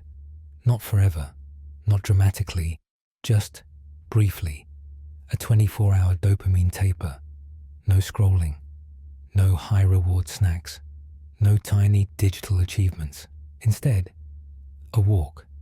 A long-form article. A real conversation. You're not punishing your brain. You're giving it contrast. Fringe tip: try a dopamine menu. List 3 categories. 1. High dopamine, scrolling, snacking, fast stimulation.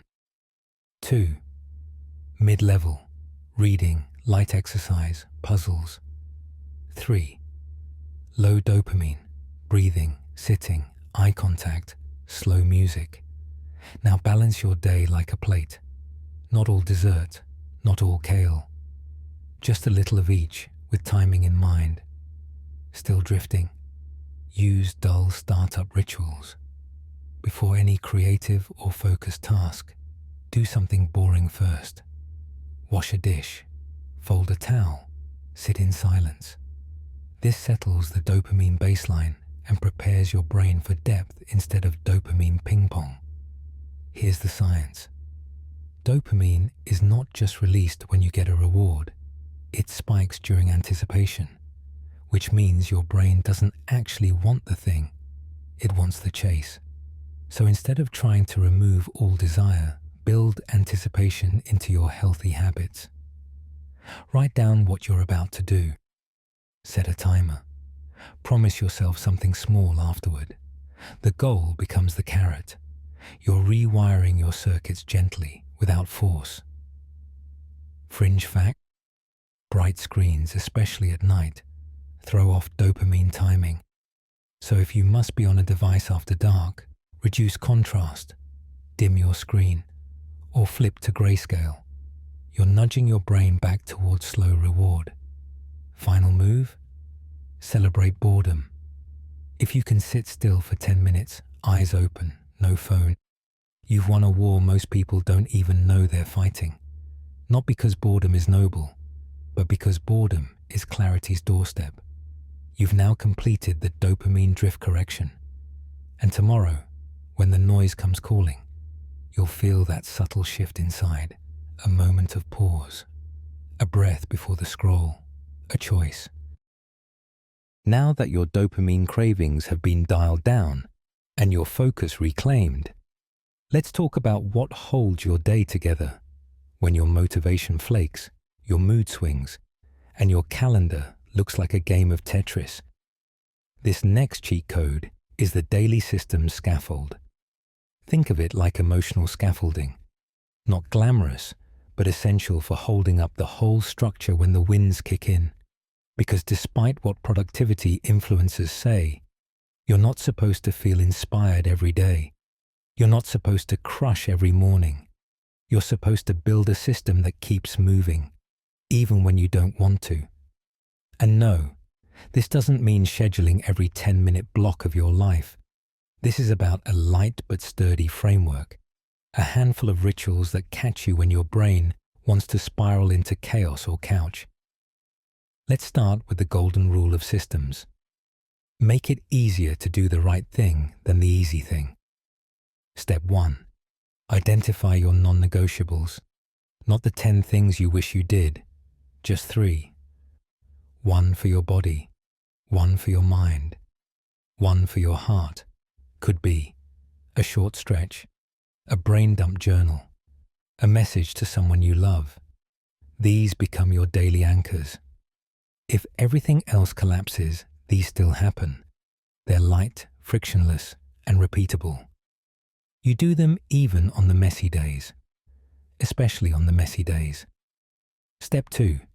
Create micro bookends. Not full-blown morning and night routines, just a 5-minute start and stop ritual. Morning, Light a candle, drink water, touch something real, fabric, wood, skin. Night, stretch your fingers, whisper a thank you, put your phone face down. These simple cues signal the brain. We're beginning, we're ending. No matter what happens in between, the system holds.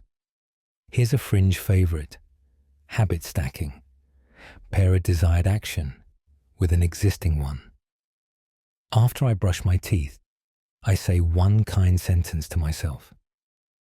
After I close my laptop, I do 10 seconds of breath work. After I make coffee, I jot one idea. It's not discipline, it's neural choreography. One move triggers the next. And to make it stick, build a reset ritual, because systems will break. That's normal. The secret isn't never falling. It's falling softly and knowing how to stand again. Choose one small ritual that says, we're back. Reopen the journal. Do the stretch. Light the candle again. The system never judges. It just waits for your return. Scientists still debate whether behavior change is driven more by identity or by friction reduction. But what they agree on is that systems beat willpower. Every time. Especially when tired. Especially when anxious. Especially when sleepy. Like now. Want a fun boost? Give your system a name. The Anchor 3. The Quiet Engine. The bare minimum brilliance plan. Make it feel like a tool, not a punishment. And remember, your system isn't supposed to impress anyone. It's supposed to catch you, to wrap around your life like scaffolding, not to restrict you, but to hold space for what you're becoming. You've now built your daily system scaffold. Not rigid, not perfect, but ready. And tomorrow, no matter how wild the day gets, you'll know your foundation is already waiting. You've built your scaffolding. It's holding, quiet, strong. Now comes the moment where everything gets tested.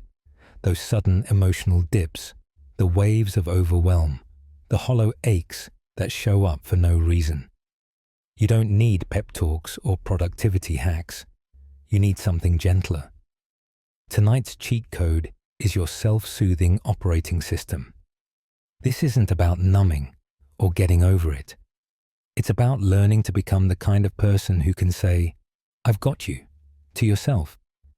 Because no matter how smart, prepared, or grounded you are, life will still punch you in the emotional throat sometimes. A bad text, a sudden silence, that weird wave of sadness while brushing your teeth. And in those moments, you don't need advice. You need comfort. So let's build it in. Step 1. Create your soothing profile.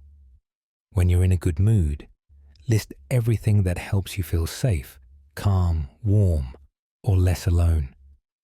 A song that slows your heart. A voice that softens your thoughts. A hoodie that feels like a memory. A sentence that has carried you before. This becomes your comfort cache.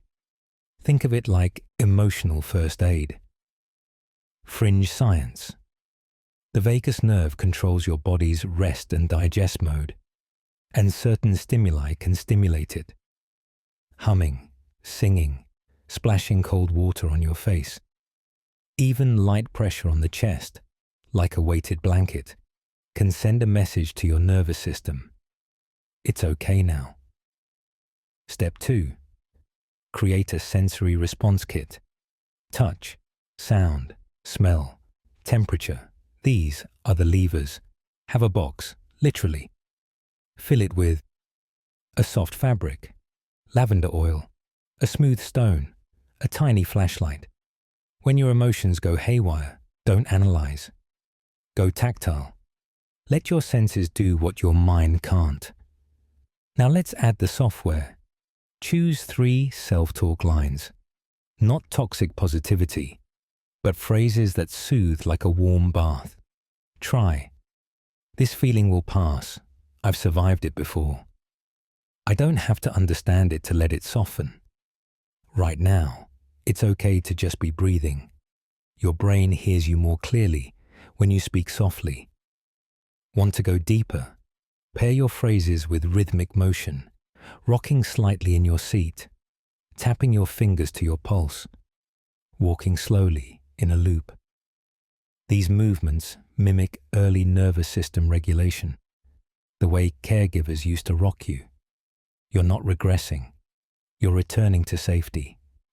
Still overwhelmed? Use a 30-second body reset. Place one hand on your chest, the other on your belly. Inhale slowly for 4. Hold for 4.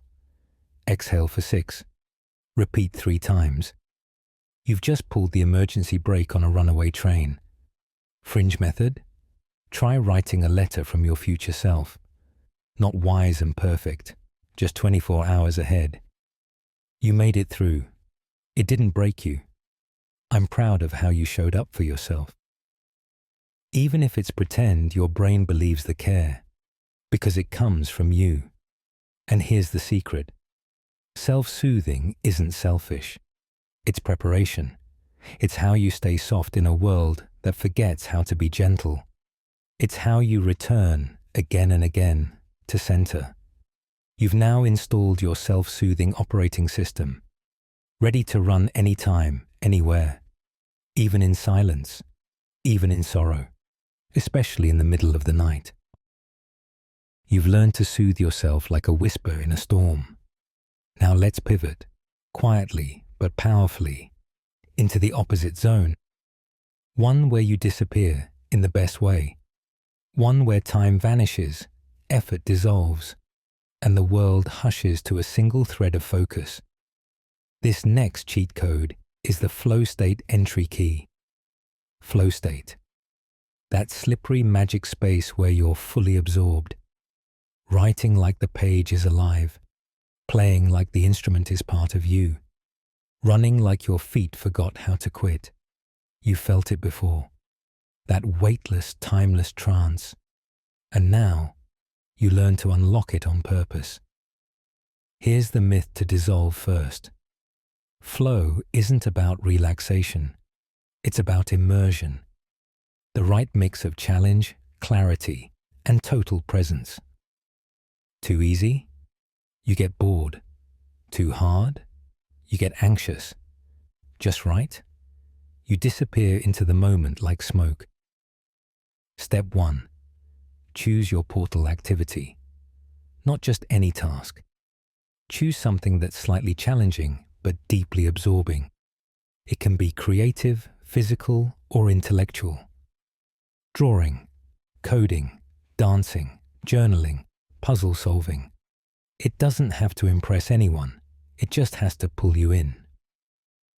Now the entry ritual. Step 2. Prepare the gate. Flow doesn't start with a bang. It starts with a signal, a song, a scent, a space. One candle, one particular hoodie, one playlist. You're training your brain to recognize, oh, we're about to enter. Science alert. Flow activates the default mode network suppression. The part of your brain that's usually busy being self-conscious, worried, or planning dinner. In flow, that part goes dim. Your prefrontal cortex quiets. Your inner monologue hushes. You're left with doing, not thinking about doing. To get there, you must remove friction. No notifications. No multitasking. One tab, one screen, one tool, and a clear goal. Not huge, just specific. I'll write 300 words. I'll sketch for 15 minutes. I'll solve one section. Flow requires focus with a finish line. Fringe tip. Use a binaural beat track in the 6 to 14 Hz range. Some studies suggest it nudges the brain toward alpha and theta frequencies, associated with focused calm, like a metronome for your neurons. Still distracted? Try the 5-minute dive. Set a timer. Begin your task, but don't force yourself to finish. The only rule, be fully present for those 5 minutes. Often, 5 becomes 15. 15 becomes timeless. You'll know you've entered flow when time warps, hunger fades, thought disappears, movement becomes instinctual. This is neurochemical harmony. You're surfing a cocktail of dopamine, motivation, norepinephrine, alertness, endorphins, pleasure, and anandamide, creativity. Your brain goes from a chaotic conference call to a single humming note. And when you fall out of flow, that's okay. Don't mourn it. Don't chase it. Just return to the entry key. The cue, the ritual, the quiet breath before the door opens again. You've now unlocked the flow state entry key. Not for every day, not for every task, but for those moments when you want to vanish into your own brilliance and come out the other side with something only you could create. You've touched flow, felt your own rhythm, unfiltered, uninterrupted. But here's something the world rarely tells you after a moment of brilliance. You don't always have to shine. You don't always have to be impressive. And that's exactly why tonight's cheat code might be the most healing of all. Permission to be unimpressive. Because somewhere along the way, just being became unacceptable. You were taught to perform, to upgrade, to justify your existence by being exceptional. But what if the real magic is in the mundane? What if your most powerful cheat code is softness? Step 1. Question the internal audience. When you feel pressure to excel, pause and ask, who am I performing for right now? A parent who's not watching anymore. A friend who never asked you to be perfect. A stranger you invented inside your head. Most of the time, the audience doesn't exist. But the stress, it's real. Let's dismantle the pedestal. Try this mantra. It's okay to have days where I am just average, not failing, not broken, just existing without a headline. Now let's make it sensory. Wear the comfy clothes, not the cute ones. Eat the meal that doesn't photograph well. Do the thing you like, even if you're not good at it. You're telling your nervous system, we don't have to be seen to be valid. Fringe fact? Parasympathetic activation, the body's rest and digest state, thrives in low stimulation, low performance environments. That means sitting quietly, petting a dog, staring at a wall. These are not time wasters. They are restorative downloads. Step 2. Celebrate low bars. Make a to-do list that's almost too easy. Breathe deeply 3 times.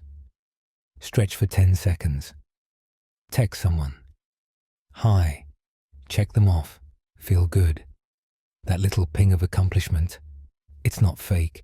It's your brain saying, see, we showed up. Want to go further? Create a bad art day. Draw terribly. Write nonsense. Cook something weird. Make something just for you, with no pressure to share or shine. You're reclaiming joy from perfection. Still feel the pull of performance? Use the invisibility cloak trick. Pretend no one's watching. No audience, no camera. Just you, in a world where nothing needs proving. How would you move? What would you drop? That's your truth. And it's lighter than you remember. Here's your last move. Choose rest without apology. You don't have to earn stillness. You don't have to deserve softness. You are already enough without the upgrade, even when messy, especially when still. Scientists still debate whether self-worth is innate or constructed, but every spiritual tradition agrees there is value in being, not just in becoming. You've now granted yourself permission to be unimpressive, and in doing so, you've just become something quietly radical, a person at peace with their own breath, no trophy needed. You've released the pressure to perform, let go of the weight of extraordinary, But even in stillness, there's a craving underneath, one that runs deeper than achievement or ambition. It's the soft, persistent need to feel connected, not just liked, not just seen, but belonged. And tonight's cheat code reaches for that root, belonging cue activation. Because no matter how independent or introverted you are, your nervous system is built for tribe, not popularity, not clout, just a quiet sense of safety in the presence of others. But modern life? It confuses this need. You get 100 likes but feel hollow.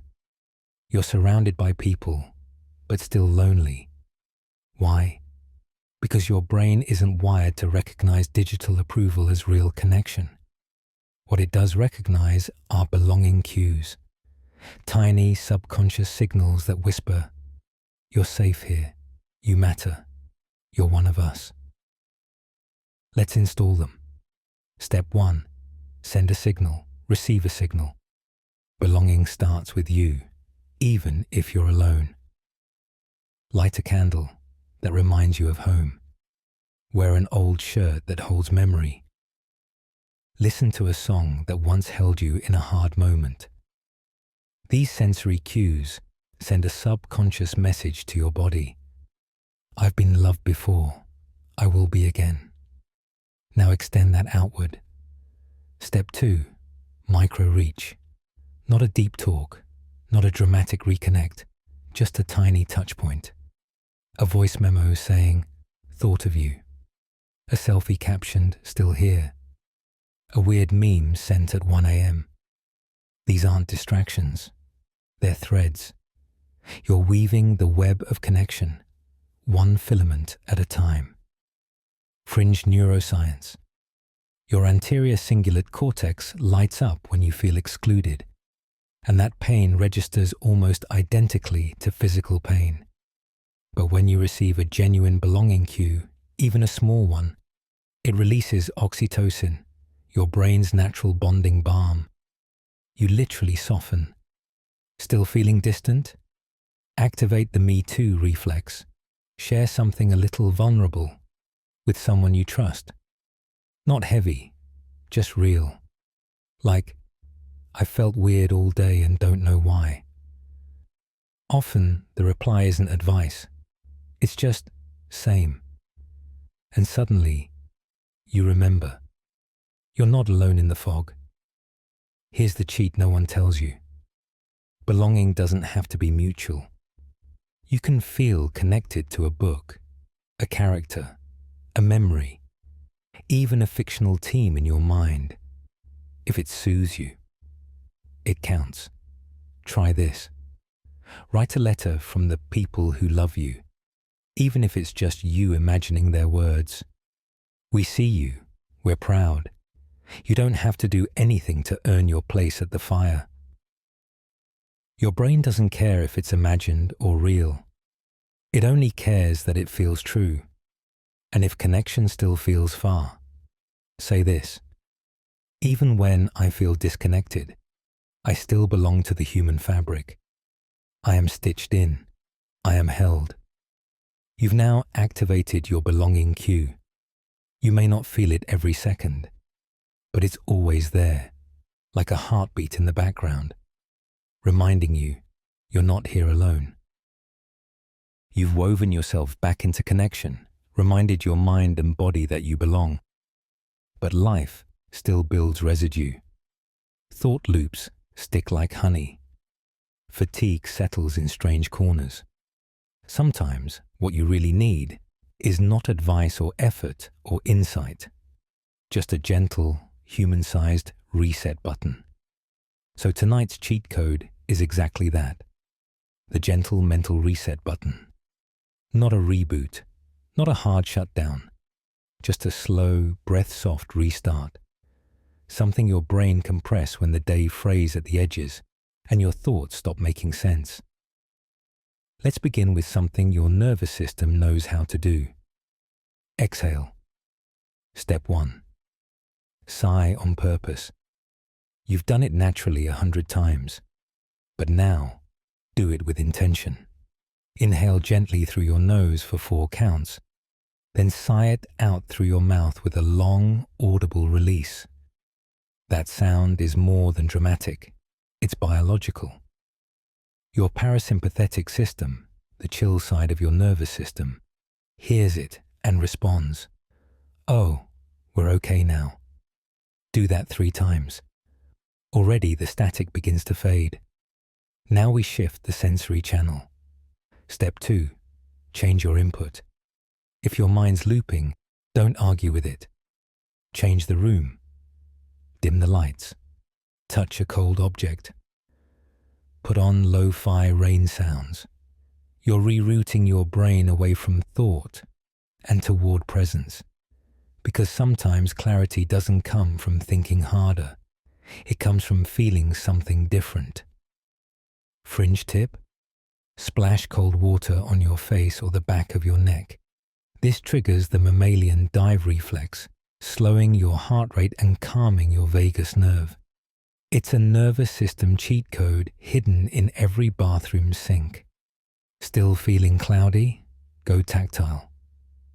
Step 3. Do one thing with your hands. Fold laundry. Peel an orange. Stack 3 books. It's not about productivity, it's about grounding. Your brain quiets when your body takes the wheel. Next, reset thought. Not by analyzing, but by narrating. Say this out loud or write it gently. Right now, my mind feels like wansag. My thoughts are moving like kik. The feeling I can't name today is mek. You're not fixing, you're naming. And that, all by itself, is a kind of magic.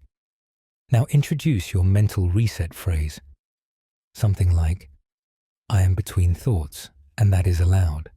Or, this moment has no job but to reset. Your brain is listening. Even now, want a tech-free version? Lay flat on the floor, no music, no movement, just gravity and breath. Let your body melt into something older than to-do lists. Let yourself be horizontal and forgiven. And here's the final touch. When you feel the reset begin, when the tension eases just 10%, end the ritual gently. No jolt, no bounce back. Just a whisper. We're here again. Hello, quiet. You've now installed the gentle mental reset button. It's soft, invisible, always available. Even if all you remember is to exhale, that's enough. That's everything. So the fog has lifted a little. You've hit reset. The world's not perfect, but it's gentler. Still, deep in your circuitry, there's one final tangle. One more knot that quietly short-circuits your clarity, your energy, and sometimes even your sleep. This one's old, layered, and probably not something you talk about out loud. But tonight, we do the work anyway. The next cheat code is the forgiveness circuit rewire. Not for anyone else. This one's for you. Because here's the secret. Forgiveness isn't a favor you give to someone who hurt you. It's a release valve, a way to stop living inside that hurt yourself. But first, let's be real. Forgiveness doesn't mean forgetting. It doesn't mean excusing. It doesn't even mean reconciliation. Forgiveness means this. I no longer give this pain the power to shape who I am. Let's rewire that. Step 1. Locate the tension. When you hear the name, feel the memory, or touch the edge of that regret. Where does it land in your body?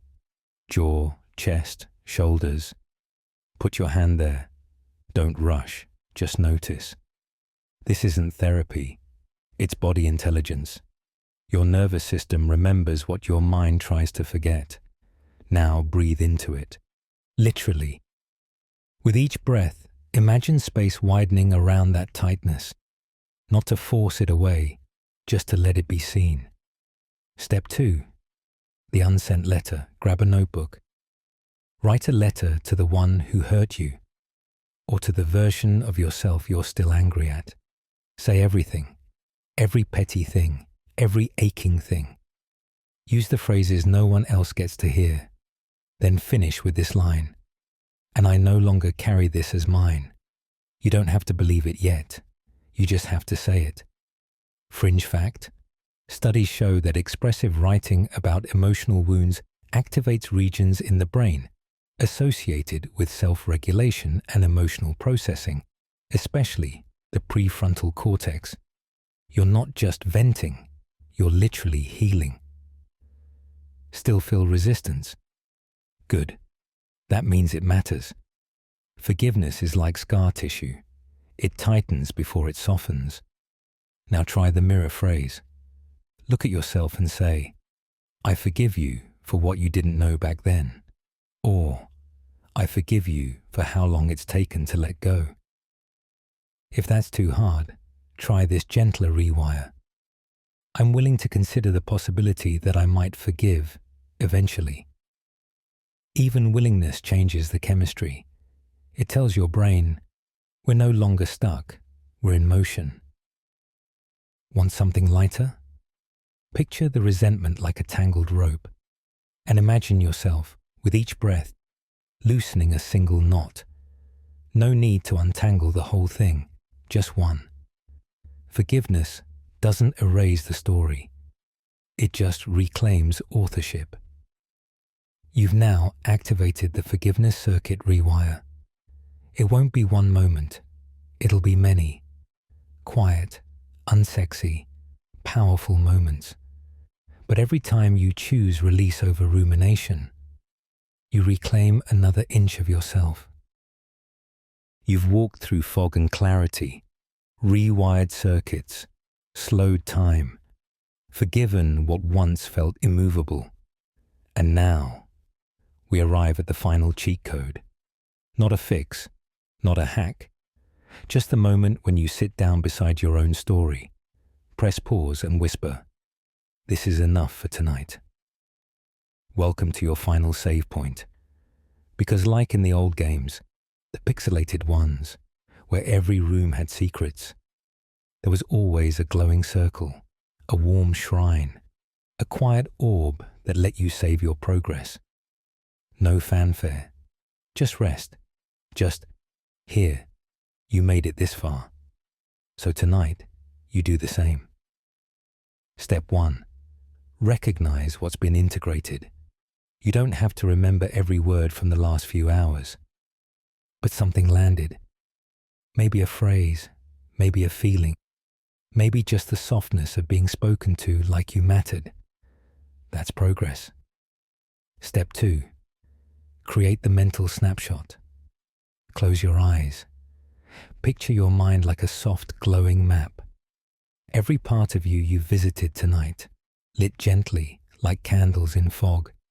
No rush to complete the whole thing. Just appreciation for how far you've walked. Now breathe. One deep inhale. Let your belly rise and hold. Then exhale like you're blowing out a birthday candle on a planet with lighter gravity. Let the quiet wrap around you. That's the save. Want a tactile layer? Place one hand on your chest, the other on your stomach. You're anchoring, telling your body, this moment is safe enough to remember. Fringe note? Long-term memory improves when paired with emotion, sensory input, and stillness. So right now, this exact pause is not empty, it's imprinting. Final phrase. Say it out loud or in your mind. I choose to keep what helped me and release the rest. Because not every tool needs to stay in your bag. Some are just waypoints. You can come back to them whenever you want. And tomorrow, when the world starts spinning again, you'll remember this moment. Not perfectly, but enough to say, right, I've got the codes. I'm okay. You've now reached your final save point. There's nothing more to do. Nothing left to upgrade. Just this, you, here, held in stillness. And now you let the edges blur. Let every thought loosen like a ribbon coming undone. Let every plan soften into something far away. You don't have to hold yourself together anymore, not tonight. You are already whole enough to rest. Breathe. Let the room dissolve into dark velvet. Let the weight of the day melt off your shoulders. If you remember anything from this journey, let it be this. You're allowed to rest, without earning it, without explaining it, without anyone's permission but your own. Tonight, the work is over, and you are safe. Sweet dreams.